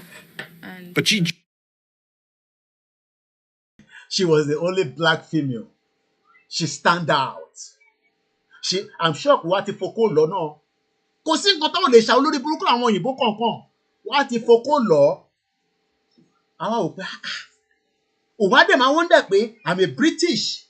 Ẹ̀wọ̀n ṣe foreigner bí irú àwa ta wá o foreigner làwa o. British lòun òun ní ọbẹ̀ òun sí nípa ẹni o. Ẹ̀wọ́ ṣe forí ẹ̀ fagbọn. Ẹ̀wọ́ ṣe forí ẹ̀ fagbọn. Ẹni tó bí síbí so ẹ̀yin ìyá wa ẹ̀yin bàbá wa ẹ̀yin ẹ̀gbọ́n mi tẹ̀ ń ta pé àwọn ọmọ tèmi ò ní Ọlọ́run ní jẹ́ Jésù ò ní jẹ́ eléyìí ò mọ Jésù ọmọ pé ẹ̀yin nìkan lẹ mọ Jésù nulẹ̀ yín ẹ̀yin nìkan lẹ mọ ànábì ẹ̀yin nìkan lẹ mọ babaláwo ẹ wo ìyàtọ̀ fi ọmọ yìí jẹ fún ọdún 12. Do you know what 12 years is? Ó endure racism for 12 years. 12 years nínú Britain ni mo ń sọ yo ọ̀rọ̀ yóò ń ṣọ̀rọ̀ 30 years ago ìsílẹ̀ tó ó ṣẹ̀ṣẹ̀lẹ̀ ni o ó ṣẹ̀ṣẹ̀lẹ̀ ni o nínú UK ìlú ọba tó níjòyè ẹ wo bó ṣe maltreat ọmọ dúdú ẹ wo bó ṣe fìyà jẹ ọmọ dúdú torí pé kí ni òun wò pé ìlú mi ni bíbá yìí mo ò nílùú mi ó ti gbàgbé pé òun nílùú mi bọ̀ ìlú òfò tó ní bí a Nàìjíríà ni kò lè padà lọ sílùú yẹn because àwọn parent ẹ̀ ti takú sí bíbá yìí Ọlọ́run ní jẹ́ káwọn ọmọ tèmi takú sí bíbá yìí a máa kó wọn dé Jẹ̀bú Òde wọ́n á dé Jẹ̀bú Òde mọ̀nàkà bọ̀ kò ṣe Jẹ̀bú Òde tí kò sí toilet because easy sọ fún mi pé gbà tó gbé òun wálé ní 1980 òun fẹ́ yàgbẹ́ kò wá sí toilet àwọn WC ó wá lọ yàgbẹ́ shop ó wá yàgbẹ́ sínú inú nylon àbí paper ó wá jùgbẹ́ yẹn ìgbẹ́ yẹn wá lọ ba lé lóde torí kò yọ ọmọ yẹn pé báwo ni yẹn ṣe máa wá sí ilé tó sí toilet kò tí toilet bá wà omi ò débẹ̀ ẹ lọ wo Linda Kejì ó post fídíò kan ní ìjẹta yìí gbogbo Lẹ́kì òfò wọn gbogbo mi bẹ dúdú popopopopopo ó yọ brown ni kò ṣe fi fọnu ó lè èmi ti rí yẹn ní 2015 báyìí mo kọ́ lọlé pàdé mi yẹn mo má dárúkọ lórí social media mo ní ilé tó ń gbé lélẹ̀ èèlò ló náà san ní bíbá ó sọ iye náà níjọ́ náà lọ́hùn omi bottle water ni mo fi fọnu mo lè ṣe omi ní tap kí n fi fọnu ọ̀bí mi dá ni mo ní báwo ni gbogbo ẹ̀ ó ní wò ó ṣáà máa wò ó ń tiẹ̀ bá ṣe manager ní bíbá yẹn that was in 2015 tó bá dẹ̀ wá London báyìí omi inú tọ́ílẹ̀tì wa àbí omi inú bathroom ló máa fi fọnu ló máa fi ó like KFC mo mọ tó wà ní KFC tó bá wá báyìí tó bá ti dé báyìí láti airport wọn ní kí n máa ra KFC wa àdìbì gidi ni àwọn tó lé fọ̀n tó lé kan náà gan gbogbo wọn dẹ̀ lọ́ ń ṣe Yorùbá nation àwọn kan ní gbójú títà ni ó wà l'Ábùjá yín bẹ̀ gbogbo wọn àwọn kan dúró ní wọ́n dúró ní ẹ̀ ní sóríire gbogbo yín ẹ̀yin tẹ̀síẹ́gbẹ́ ìfẹ́ Yorùbá nation ìwọ tó ò ní fọ̀n tó ò lé kan náà ó fẹ́ ẹ̀ máa kí n tún lọ sí ó fẹ́ kan náà àwọn ọmọ bàbá ọkàn èèyàn gidi ni àdìmí gidi báyìí pé nísìnyí bá ní mo fẹ́ 5 billion á sì fún mi bọ́ mo fẹ́ máa yọ lẹ́nu ẹ̀yin tẹ́ àná ayé pé ebi Yorùbá nation kan ló ń pa wá bí àṣà bàbá mi kan sọ̀rọ̀ bàbá tó máa ń ṣe program yẹn bàbá yẹn ní àwa diaspora ló mú lára jù ó gbọ́dọ̀ mú wa lára because ara ń tàn sọ lélẹ̀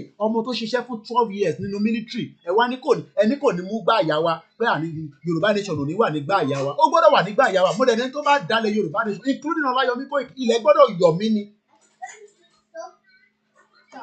mo kí gbogbo èèyàn wa ẹ já padà sọ́dọ̀ ọmọ yẹn mo fẹ́ gbọ́ fídíò yẹn dán délẹ̀. Joined full of hope, assuming racism had long been stamped out. báwọn tó sọ wá òun rò pé racism ti lọ pé racism tóun máa ń gbọ́ nígbà táwọn grandparent ẹ̀ wá sí UK bí àwọn tó tẹ̀lé àwọn ship wa pé racism òun rò pé ó ti lọ ni racism lọ kẹ̀ ìtàṣe experience lójoojúmọ́ olúkálùkù ló lè sọ tọ̀dọ̀ tiẹ̀ racism ò tán bully ò tán lóòótọ́ wọ́n ṣòfin wọ́n ṣe gbogbo ẹ̀ pé kọ́ fi kọ́ bẹ̀ níbo tó bá bí ẹ̀dá àwọn òbí kan wà láwọn outside London yẹn tó bá lọ rìnrìn gbalagbala ìyá wa kan ní patí tí mo ṣe lọ patí tí ìkan náà àwọn mọ́mí wa Yorùbá nation ṣe ìyá ẹ̀ ní alẹ́ ẹjọ́ kan àwọn ń bọ̀ láti ibi iṣẹ́ àwọn ìyá tó ti lọ ṣiṣẹ́ tó ń gbọ́ mama ìyá yẹn sọ pé bọ̀bọ́ yẹn wá ó já báàgì mọ́ àwọn lọ́wọ́ ó dẹ̀ mọ̀ pé lómi máa ń di báàgì ẹ̀mú mọ́ra wọn náà àwọn àti àwọn méjèèjì báyìí ọkọ̀ yìí wálẹ̀ lẹ́ni wọn náà wọ́n ń pariwo help help ọkọ̀ wọn wà nínú ilé ń gbọ́ help kò mẹ́ni tó jẹ́ àwọn ọmọ wà nínú ilé wọn náà ṣáà yíra ó padà já báàgì yẹn gbà mọ́ wọn lọ́wọ́ ẹ̀mọ̀ obìnrin kò sí bọ́ ṣe lè bọ̀bọ́ yẹn já wọn nígbà táwọn wọlé báyìí bruises wà lọ wọn nígbà tọkọ àwọn rí àwọn pé kí ló ṣe làwọn ní àwọn làwọn pariwo help níta wọn ní eré tọkọ wọn ní tẹ̀dá tọkọ yóò tó lọ bá because ọkọ yín lè lọ túnṣe nǹkan tó yẹ kó máa detain sí prison wọn ní speed tọkọ àwọn fi jáde pé káwọn tẹ̀ pàdé eléyìí ìjọ Saturday last week ṣèbí Saturday kan lélẹ̀ nísìn Saturday last week ni ìyá yẹn sọ fún mi o nígbà tá a lọ sí party yẹn èmi àti sister Ellen àwọn òbí kan wà ní UK you dare not ó tó bẹ́ẹ̀ àwọn ọmọ òfò yẹn wọ́n á kọ̀ pààyàn dànù ni wọ́n máa bá tiwọn lọ ni àwọn èmi inú wọn fẹ́ padà sí prison ọlọ́mọdé aṣàgbákò ara ń táwọn afararọ́ nìyẹn ìtẹ̀yìn fararọ́ nílé yàtọ̀ ebi gbogbo nǹkan lẹ́yìn fararọ́ àwọ̀ ebi oúnjẹ lọ́sẹ̀ ní kíṣìnì sìn gbogbo ẹ̀ tí ń ta sọ́sán wá sí bíbá but ìtàn fararọ́ kò ṣe experience ọmọ ẹ̀ wọ́n wonder pé I thought racism is gone I thought racism is out of UK ẹ̀gbọ́n tó kò tó sọ ká tó máa síwájú tó yá sí. For some reason, I thought someone in uniform was going to be professional, and I was very excited to be a part of that and just creating my own family within the army. Kerry-Ann became a face for army recruitment. She knew why the army wanted to appeal to the groups she represented. But she also became a target for abuse. I was extremely shocked because I really didn't experience such deep levels of racism. Yeah, I had to learn the hard way in the army. It got worse when she became an instructor at Harrogate. It's where the army trains junior soldiers from the age of 16. It's controversial, not least because in the past there have been allegations of bullying. Kerry-Ann says she witnessed it, but she too suffered at the hands of her fellow white male instructors. Kò lè yẹ o rò pé àwọn white tó ń sọ àwọn Lebanese olórí burúkú tó ń fìyà jẹyàn àbáwọn Chinese là ń sọ. À ń sọ̀rọ̀ pure white. Òyìnbó yàtọ̀ sóyìnbó. Òyìnbó tẹ̀yìn máa ń rí Nàìjíríà àwọn òyìnbó Lebanese ni. Ó ní she was bullied by a co-white instructor. Àwọn tọ́jọ́ instructor tó ń train àwọn èèyàn. Bí wọ́n nà kó sí iná ọlọ́run mọ̀ tó ń ṣe fún. Oríṣiríṣi kan ló máa ṣe especially wọ́n ti mọ ibi tí kò sí kámẹ́rà. So wọ́n lè bully ẹ̀ níbi tí kò sí kámẹ́rà. Ṣèbá àárín lórí pitch tó bá àwọn footballer tó máa ní monkey tó máa ṣe tọ́tọ́tọ́tọ́tọ́tọ́tọ́. Ẹ ní sórí rẹ̀ yẹn olóṣèlú yìí fún ìyà tẹ́ ẹ̀ fi gbogbo wa jẹ. Tá à ń pè é pé kájọ ṣe Yorùbá nation tẹ́nẹ́ tún sọ̀rọ̀ 2027. Èmi ò ní kò ní sí 2027 o. Ọdún yìí la máa mọ̀ bóyá 2027 máa wáyé àbí kò ní wáyé. Inú ọdún yìí la ti máa rí. Ẹ ní sórí rẹ̀. Mo kí gbogbo èèyàn wa. Ẹ jẹ́ sáré gbọ́ tán torí a ti lo 2 hours nísìn.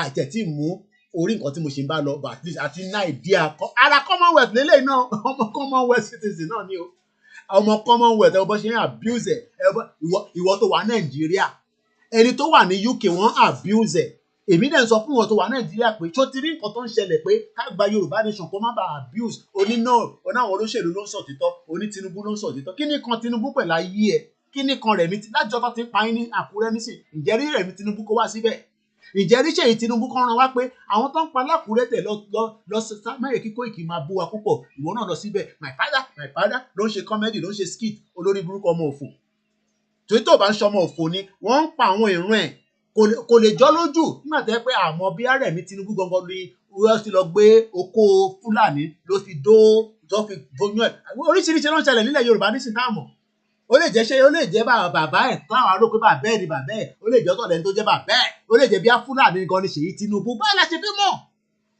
ọmọ ti dàpọ̀ mọ́ ní Mercy torí tó bá jẹ́ pọ̀ ọmọ dáadáa ni Ṣèyí Tinubu ni á ṣàgbọ́ pé wọ́n pààyàn lákùúrẹ́ tí Gani Adams bá lè lọ òun á tẹ̀ lọ á lọ ṣàkárá níbẹ̀ pé èyí ọmọ Yorùbá má bínú wọ́n pa yín màá bá bàbá mi sọ̀rọ̀ a máa wá nǹkan tá a máa ṣe sí àkóbọ̀ gidi fáwọn Àmọ̀tẹ́kùn torí Ondo State nìkan làmọ̀tẹ́kùn ti ń ṣiṣẹ́ àwọn tó kù owó rẹ̀ kò fún wọn lóńdó State ó ń donate owó bíi yàpàrà sínú Haúsá tí ó fẹ́ tún lọ jẹ gọ́fúnà nílẹ̀ náà tì lórí burúkú ọmọ òfò so ìwọ tá à ń sọ fún sórí ọmọ tó fine woman tó fine wọ́n búlì ẹ̀ títí ọmọ tó ń pè ní 12 years ọdún 12 ló fi ṣiṣẹ́ ní army nígbà tó yá ló wá jáde síta pé ẹ gbà mí o wọ́n ti fẹ́ pa mí níbí báyìí o ẹ̀yin nísìn ẹ̀yin ò lè sọ̀rọ̀ nítorí pé wọ́n ti gáàgì yín wọ́n ti sọ yín mọ́lẹ̀ mo wá nóda wọ́n ṣe sọ yín mọ́lẹ̀ yẹn ẹ láwọn oògùn kankan lọ́wọ́ ẹ lọ mú àwọn oògùn yẹn kẹ́ tọ́jú ẹ̀ pamọ́ torí nígbà tá a bá máa ṣe night vigil a máa ní ìdáwọn oògùn yẹn mo kí gbogbo èèyàn wa ẹ jẹ́ finally gbọ́rọ̀ tọmọ yẹn sọ tán ká tó máa tẹ̀síwájú. They'd pile everything daily on my desk so just to show me that I'm not welcomed. And I remember one day they took a photo of me just standing at that desk. Ẹ̀gbọ́n kan tó sọ wọ́n tún fi wọ́n pé you are not welcome here ẹ̀wò ayé this is Britain o Britain ìlú ọba ìlú tí gbogbo èèyàn fi wá gbé ó ní welfare yes it's a beautiful place tó bá ráyè jápa wá síbí báyìí máa bọ̀ wọ́n náà tán fọmọ yìí ṣe ẹ jẹ́ ká wá lọ gbọ́dọ̀ bàbá Akíntóyè díẹ̀ sí ẹ wá rí i pé ó tálè bọ́ nǹkan tí bàbá Akíntóyè ń sọ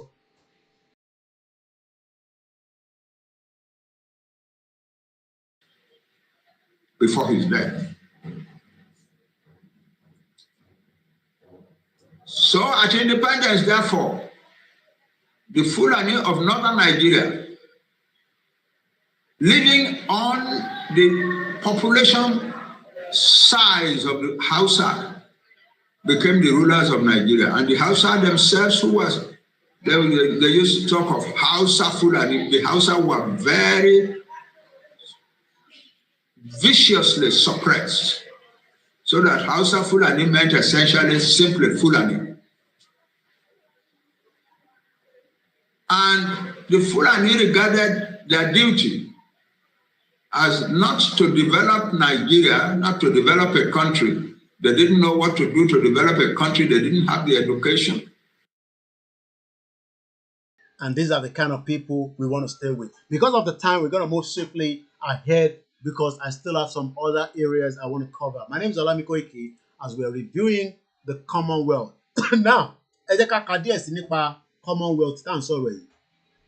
What keeps African nations in the Commonwealth? This was an article last year, October, by Eunice Wanjuru.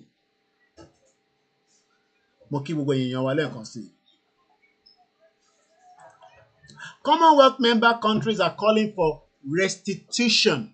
Kí ló ń pè ní restitution? Àwọn ìbò ńláńlá báyìí, ó máa ń bẹ̀ mí lẹ́rù. So man like I break it down. Kí ni meaning? Restitution. Tá bá sọ pé restitution. Tíyàn bá sọ pé restitution. The restoration of something lost or stolen to its proper owner. Ẹ ti jí nǹkan lẹ Yorùbá, a fẹ́ padà síbẹ̀, ọmọ Yorùbá ń takò. Ṣẹ́rí pé lórí burúkú lọmọ Yorùbá yẹn. Torí ọmọ Yorùbá ò gbọ́dọ̀ máa tako àwa tá à ń sọ pé a fẹ́ ẹ lè máa tako àwọn olóṣèlú bọ́kẹ́ tún máa tako àwa pé àwa tá à ń ṣe Yorùbá nation olórí burúkú ọmọ àlè ni wọ́n gbọ́dọ̀ jẹ́ nìyẹn.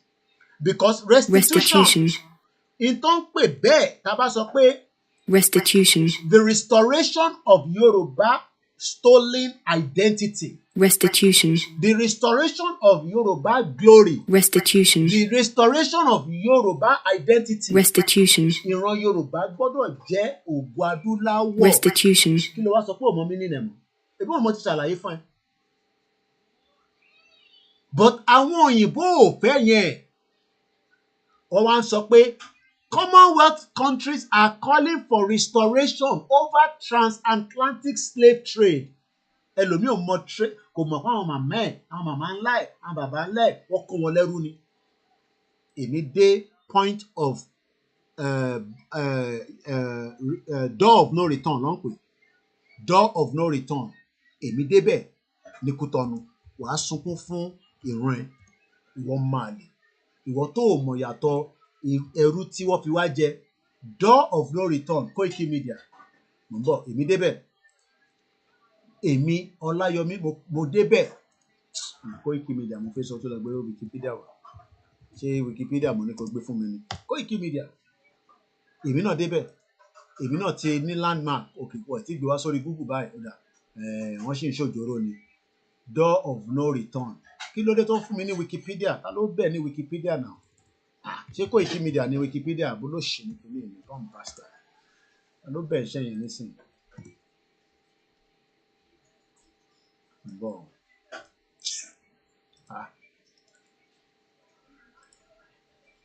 Door of no return. Bọ̀. Ọ̀dà ẹ̀já lọ sí Facebook mi. Olórí burúkú ni Wikipedia àbí Google dẹ̀. Wọ́n ń ṣòjòrò. Wọ́n tẹ door of no return. Ó ń fún mi ní nǹkan mi. When I got there, I felt the energy. Ẹni tájọ́ lọ, òun tẹ̀ sọ pé irọ́ o. Òun máa wà ní ṣẹ́rí. Sórí bá ṣe kó wa lẹ́rú, ọmọ àlè tó fẹ́ Yorùbá tó fẹ́ Nàìjíríà sórí náà. Sórí bá ṣe sọ àwọn èèyàn pa, bó ṣe so wọ́n níjọ́ náà lọ́hùn náà nìyẹn. Tó ń kó wọn lọ lẹ́rú sórí. Can you see it? Can you see it? Sórí ní Kweda door of no return ló ń pè bẹ̀ yẹn. Sórí bá ṣe kó wa lẹ́rú. Sórí bó ṣe kó wa lẹ́rú. O ṣáà rojú ò bá tẹ̀, o ṣáà rojú mi. Eléyìí ò ṣe high video. Èmi ni mo record ẹ̀ fúnra mi o. Nígbà tá a wà l'Áfíríkà, àdúpẹ́ fọ́lọ́pàá lọ́pàá tó ṣe sọ̀rọ̀ mi.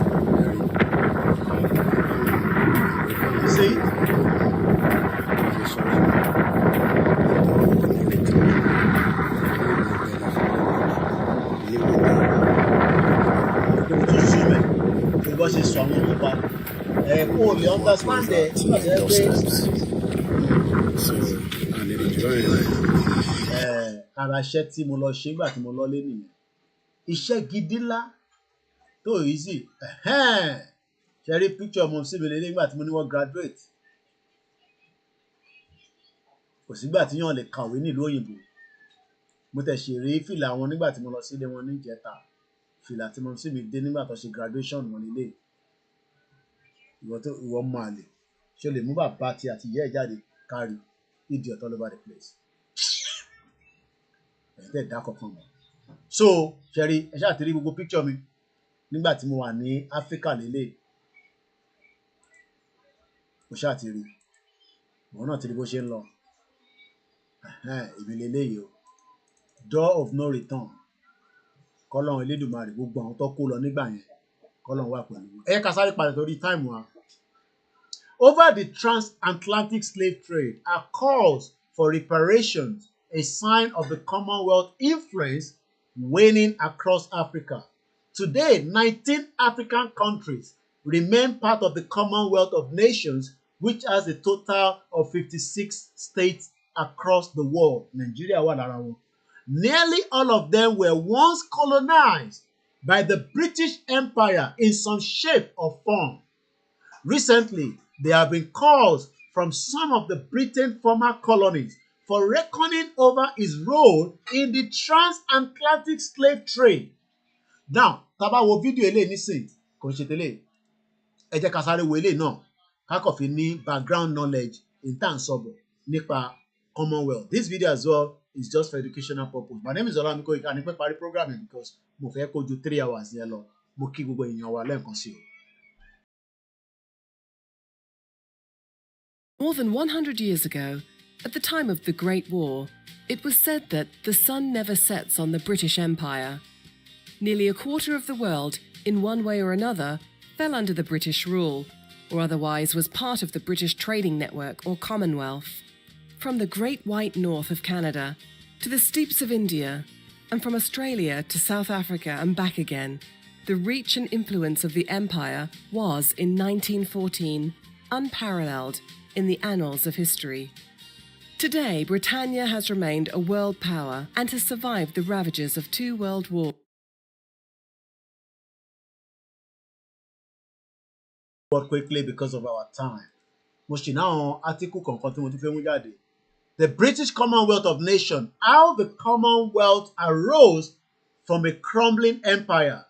Britain's new king, Charles III, will take the reins of his organization composed of former colonies, but the royal family leadership of the Commonwealth is no longer given. Here is why. The death of Queen Elizabeth II set into motion a historic transition of power, not just in Britain, but in the 54 countries across the world that maintain ties to the royal family as member of the Commonwealth of Nations, an international organization composed mainly of former British colony.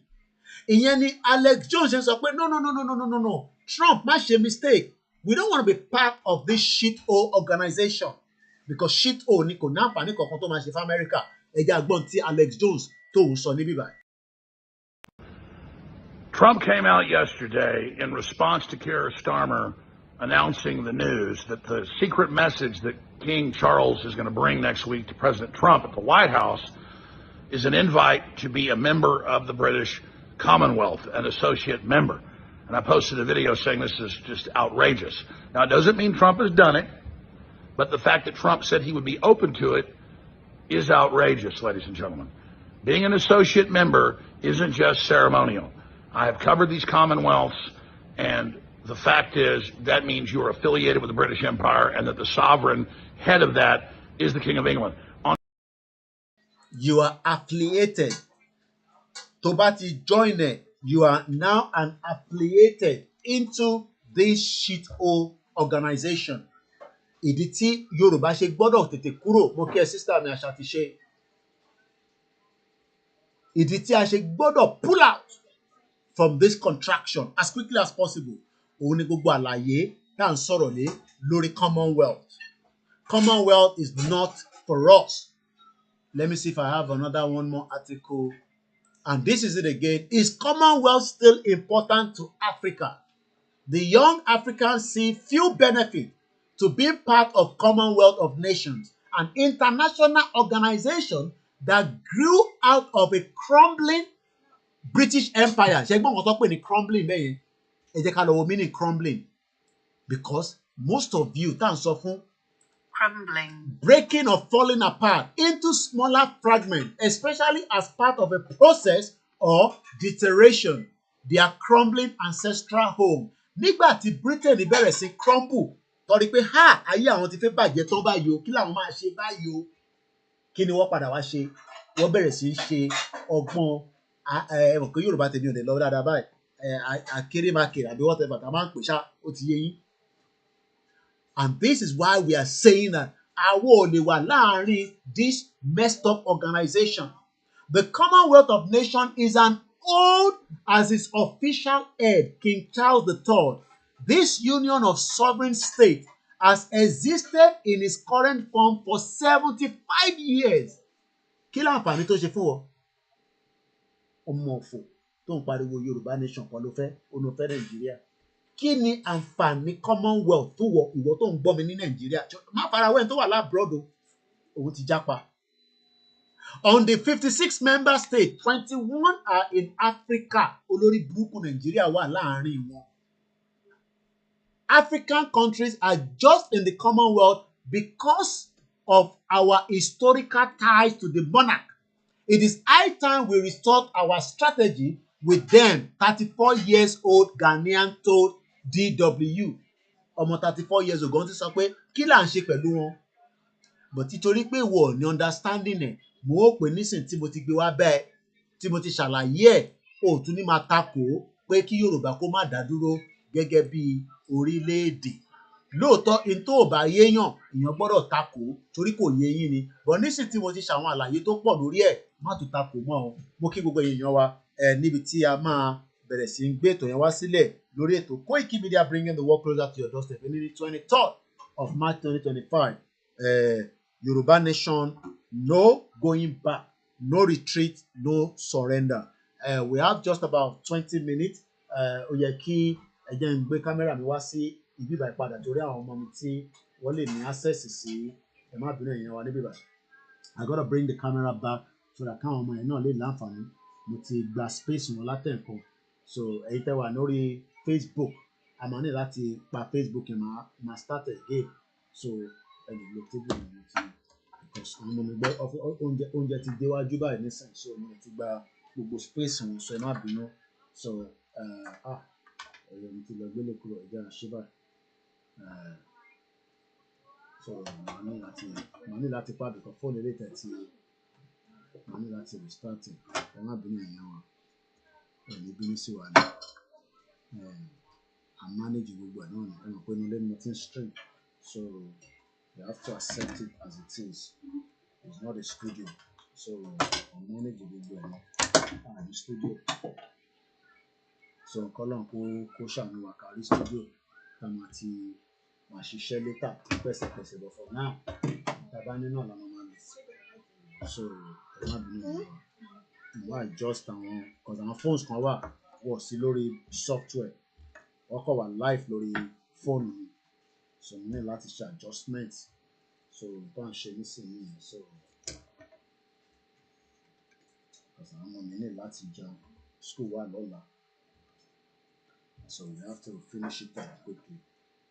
Àfi tàbá kọ̀rẹ́ tó fẹ́ pè wọlé, mo lè fi àyè sílẹ̀ pé fún phone call fún bí just few people tó bá lẹ́nu tó ní nǹkan tó fẹ́ béèrè. Fẹ́yìn tẹ́ ń béèrè pé báwo ni night vigil máa jáde, kò ní pẹ́ mọ́, I can assure you that kò ní pẹ́ mọ́. So kólúkálukú lọ múra sílẹ̀ ni ẹ má bínú because Facebook yẹn mo láti end there as well. Kọ laptop ta fi ń gbé sí iwájú ẹ̀ mo ti rí yọ laptop ẹ̀ káwọn máa náà lè ráyè jókòó. Kò easy. Bá ṣe manage látọdún mẹ́rin ni tó lórí burúkú wọ̀pọ̀ a máa sọ pé kinní kan àwọn ọmọ ọlọ́mọ nísìnyí wọ́n inconvenient ni àṣetorí ọ̀la wọn náà. So at least space ti wà nínú pálọ̀ fún wọn nísìnyí. So mo kí gbogbo èèyàn wa mo kí yín lẹ́ẹ̀kan sí as I'm going to be winding down this particular transmission mo rò pé àtútù rẹ́kọ̀ọ́ bíi méjì kọ́ nínú kan tí a sọ̀rọ̀ lé lórí tá a bá rí ẹni tí ó tún nìkan tí ó fẹ́ fi kún nọ́mbà tẹ́ máa pè sí òun náà ló wà lórí screen yẹn ẹ lè fi pè ẹ ṣé gan ni bàbá mi ìwà lóye wọn náà wọn gbádùn àlàyé tí mo ṣe ẹ ṣé gan ni mo kí yín mo kí gbogbo ẹ̀yin olólùfẹ́ wa lọ́tùn lósì bí ẹ ṣe ń darapọ̀ mọ́ wa kí ló ṣe lè fi sọ pé broadcast kí o mo ṣe tí kò lọ láti yí wa kò yí sí ọlọ́run kọ́lọ́run jẹ́ kó yí sí kí la máa ṣe sí báyìí. àwa ìran ọmọ aládé o Britain fi máa gbé wa ní gógó gbogbo ẹ̀ láti tú kalẹ̀ báyìí ní sẹ́ẹ̀ ti yá àwọn èèyàn wa Britain ò tí mọ̀ kò tí mọ̀ ní odó tóun dọ̀rà sí eré lọ́rọ̀ pa àbá àwọn ṣe tẹ́lẹ̀ ọ̀rọ̀ pa àbá àwọn ṣeré kò ṣeré ní Moscow ìran Yorùbá máa bọ́ nínú wàhálà àti ìdààmú now a ní ìdíkẹ́ fún wa ní support yín àwa ti ṣe tàwa náà èyí náà fún wa ní support rally ń bọ̀ wọ́n ní àkáǹtì tí ń ṣiṣẹ́ kí ló ṣe lè tí kò lọ what's going on kò lọ lórí Facebook kò lọ mọ́ ó bá dẹ̀ lọ́wọ́ a máa transmit tó bá kù síbẹ̀ ibi tó bá ti máa rí mi kọ́ rí mi ò ní fi gbìyànjú àti ní tọ́ọ̀bà ti rí wa níbi kankan máa wá wa níbòmíì so mo kí gbogbo ẹ̀yin olólùfẹ́ wa àwọn ọmọ ìtì ń fa bọ́ gbágá gbogbo mo kẹ́yìn tẹ́ wà lẹ́kìtì mo kí gbogbo ọmọ Yorùbá pátápátá account details mi ló ń fi síta yẹn tí ẹ bá mọ ibi tó wà dáadáa ẹ jẹ́ kí n tún mu wá ní ibi báyìí so that in case ẹni tó bá fẹ́ support wa pé Koiki a máa fún ẹ ní support ẹ ṣé gan ni mo dúpẹ́ so that is our account details there tabarẹ tó ní ìbéèrè kó tó di pa máa parí a ní 15 minutes this is now like a Q&A tabarẹ tó ní question ẹnì kan tẹ́ fẹ́ bí mi ẹ má béèrè ọ̀rọ̀ àṣírí níbí bá à ń sọ̀rọ̀ àṣírí níbí bá ọ̀rọ̀ ẹ kọ̀ọ̀kan rú yín lójú ni ẹ lè sáré pè wọlé àgbékọ̀lù yín tabarẹ tó ní kọ̀ọ̀kan tó fi bá wa sọ tó jẹ́ pé ó wà important tó jẹ́ pé ẹ fi bá wa discuss this is the time tẹ́yìn náà lè sáré pè wọlé kí ẹ wá bá wa sọ mo kí sísítà mi lẹ́ẹ̀kan sí tó ń ṣe bẹ́ẹ̀ délé ni mo kí gbogbo ẹ̀yin ọmọ ọlọ́jọ́ ìbí náà ẹ̀yin ọmọ march mo kí yín dáadáa mo kí bàbá mi o olóyè Ìgbòho ọmọ Adéyẹmọ Ìgbòho ṣá ọlọ́run á bá wa pẹ̀lú ẹ mo kí gbogbo àwọn wòlíì gbogbo àwọn àfáà mo kí gbogbo àwọn babaláwo mo kí gbogbo ẹ̀yin mùsùlùmí àwẹ̀ tí ń tán báyìí ojú ti àwa àjọ̀sán àwọn tó yẹ pé ọ̀sán báyìí ìgbà yẹn la máa mọ̀ wá fẹ́ lu omi ìgbà yẹn la máa mọ̀ wá fẹ́ jẹ́ nǹkan kan nígbà tó yẹ ká wà nú àwẹ̀ mo kí àwọn ọmọ Biafra mo kí gbogbo wa náà lọ́tùn lọ́sí pé àṣeyọrí la máa ṣe ẹni tó bá nìkan tó fẹ́ bi wá ẹ lè pè kẹ́ bi wá ní kíákíá kó tó di pa àwọn ọmọ parí ètò yẹn mo kí mọ sí mi dáadáa mo kí sister Ellen a lè kí chief man mi sí nìkan chief man wọ́n ní orin ọ̀tẹ̀ àbó rí bàbá yẹn wọ́n ní lórí TikTok ó lọ ń gbé àwọn orin àwọn orin ọ̀tẹ̀ ìyẹn ló ń play ló ń gbé sórí TikTok ẹ̀ àwọn bàbá kábàkábà kọ́lọ̀ kó ṣàánú wa so tabarẹ tó nìkan tó fi bi wá this is the time to ask as well if you have one or two things you want to know you have one or two things that you are confused about this is the time to ask mo kí gbogbo ẹ̀yin tẹ́ wà ní gbogbo ilẹ̀ Yorùbá pátá Ọlọ́run bá ń dúró tì yín àṣeyọrí la máa ṣe mo kí bàbá má sunkún mọ́ mo kí prophet bẹ́tọ̀ gbogbo àwọn wòlíì prophet Adébáyọ̀ mo kí GR1 mo kí bàbá mi Stephen Emmanuel mo kí bàbá mi Alábí mo mọ̀ pé wà lábẹ́ ètò abẹ́ẹ̀tò lẹ́wà mo kí gbogbo ọmọ Yorùbá ní UK mo kí ẹ̀yin tẹ́ wà lamẹ́ríkà mo kí prophet ológun olúwa àwọn náà wálé imagine all these are expensive trip prophet ológun wálé náà wálé nígbà tí èmi náà wà ní Africa you know mo kí Gani Alágbàlà àwọn náà wá sílé all these are very expensive trip so ẹ jọ̀ọ́ ẹ ṣàánú wa ẹ ràn wá lọ́wọ́ ẹ fún wa ní pounds ẹ fún wa ní náírà ẹ dẹ̀ fàdúrà ràn mí lọ́wọ́ pé àṣeyọrí ni gbogbo wa máa ṣe mo kí gbogbo ọlẹ́ẹ̀kan sí báwọn ọmọ ìṣe ń jẹun náà bẹ́ẹ̀ ló ṣe jẹ́ kẹ́yìn náà máa jẹun nílé kò jẹ́ kébi máa pa wá rárá you understand but it is what it is you know the shit whole country kò like wa rárá ìyẹn ni Britain ṣe ń sọ pé by 2075 Nàìjíríà máa dá Britain ló sọ yẹn o wọ́n sọ pé by 2075 èmi àti pé 94 years old ọ̀bíà 95 ìjọ ìlànà jókòó tì yẹn gbogbo yẹn náà ìrọ́lọ́ ló bá dé so this is not the time to joke. This is a time to be truthful with ourselves.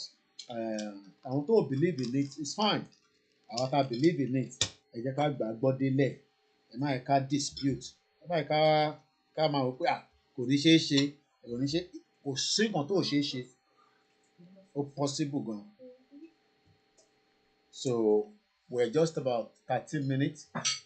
Tábà ti rẹ́ ní ìbéèrè kankan á jẹ́ pé àti mọ́tò yẹn wá sílẹ̀ díẹ̀díẹ̀. Mo kí Mr. Joseph Ṣégan ni, mo kí Mr. Kínládé, mo kí Abdulrahman, mo kí gbọ́dọ̀ wà nílùú Ìbàdàn, mo kí Ìtùnú, àwọn tí láàrọ̀ nìyẹn, mo kí ẹ dáadáa sísítà mi kò dé bàjẹ́ fún ẹ bá kí girama, àdúrà wa gbà àti ṣe lásán. Gbogbo yín ọkàn yín máa balẹ̀ ní farabalẹ̀, ó kù díẹ̀ ẹ ṣáà yẹ ká tẹ̀ sí gbogbo olójú gbogbo àwọn olóṣèlú olè.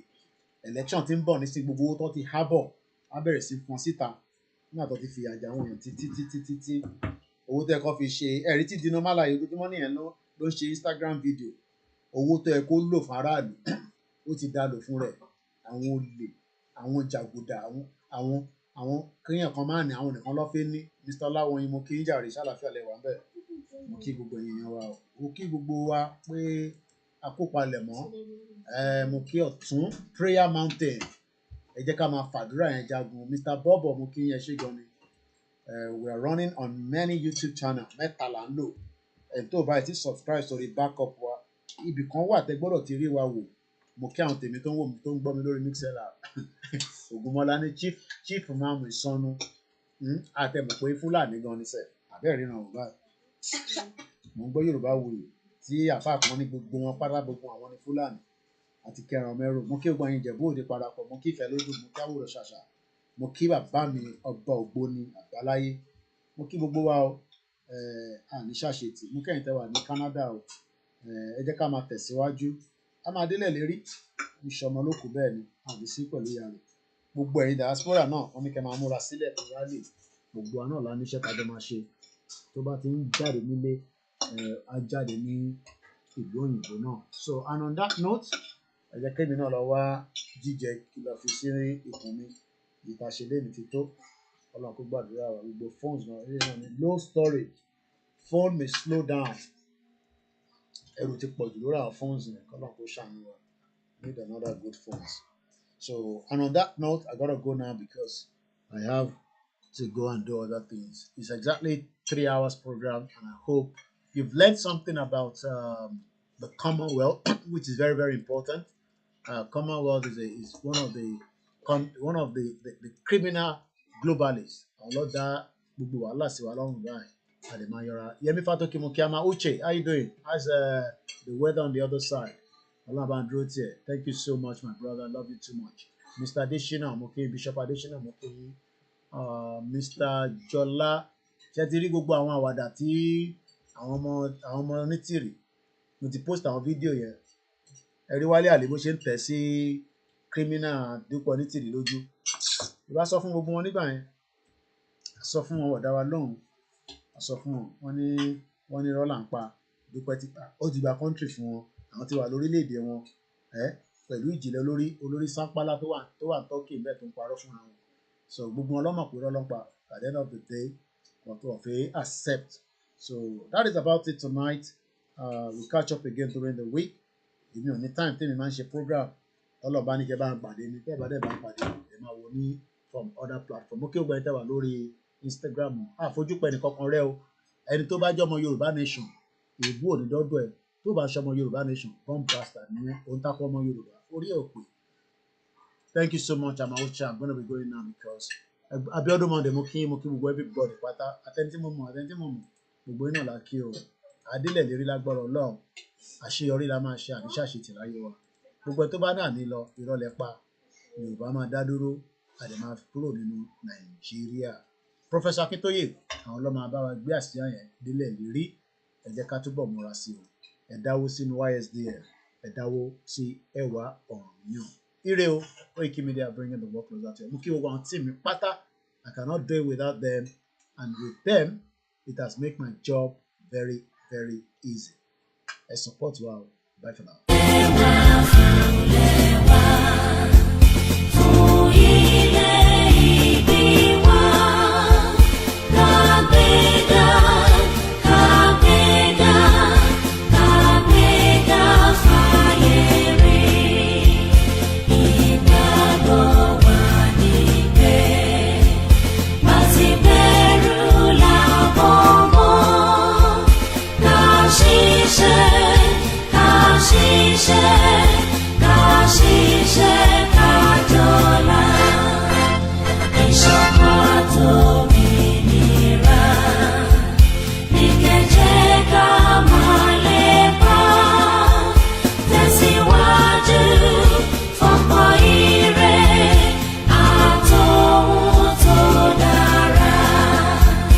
ọmọ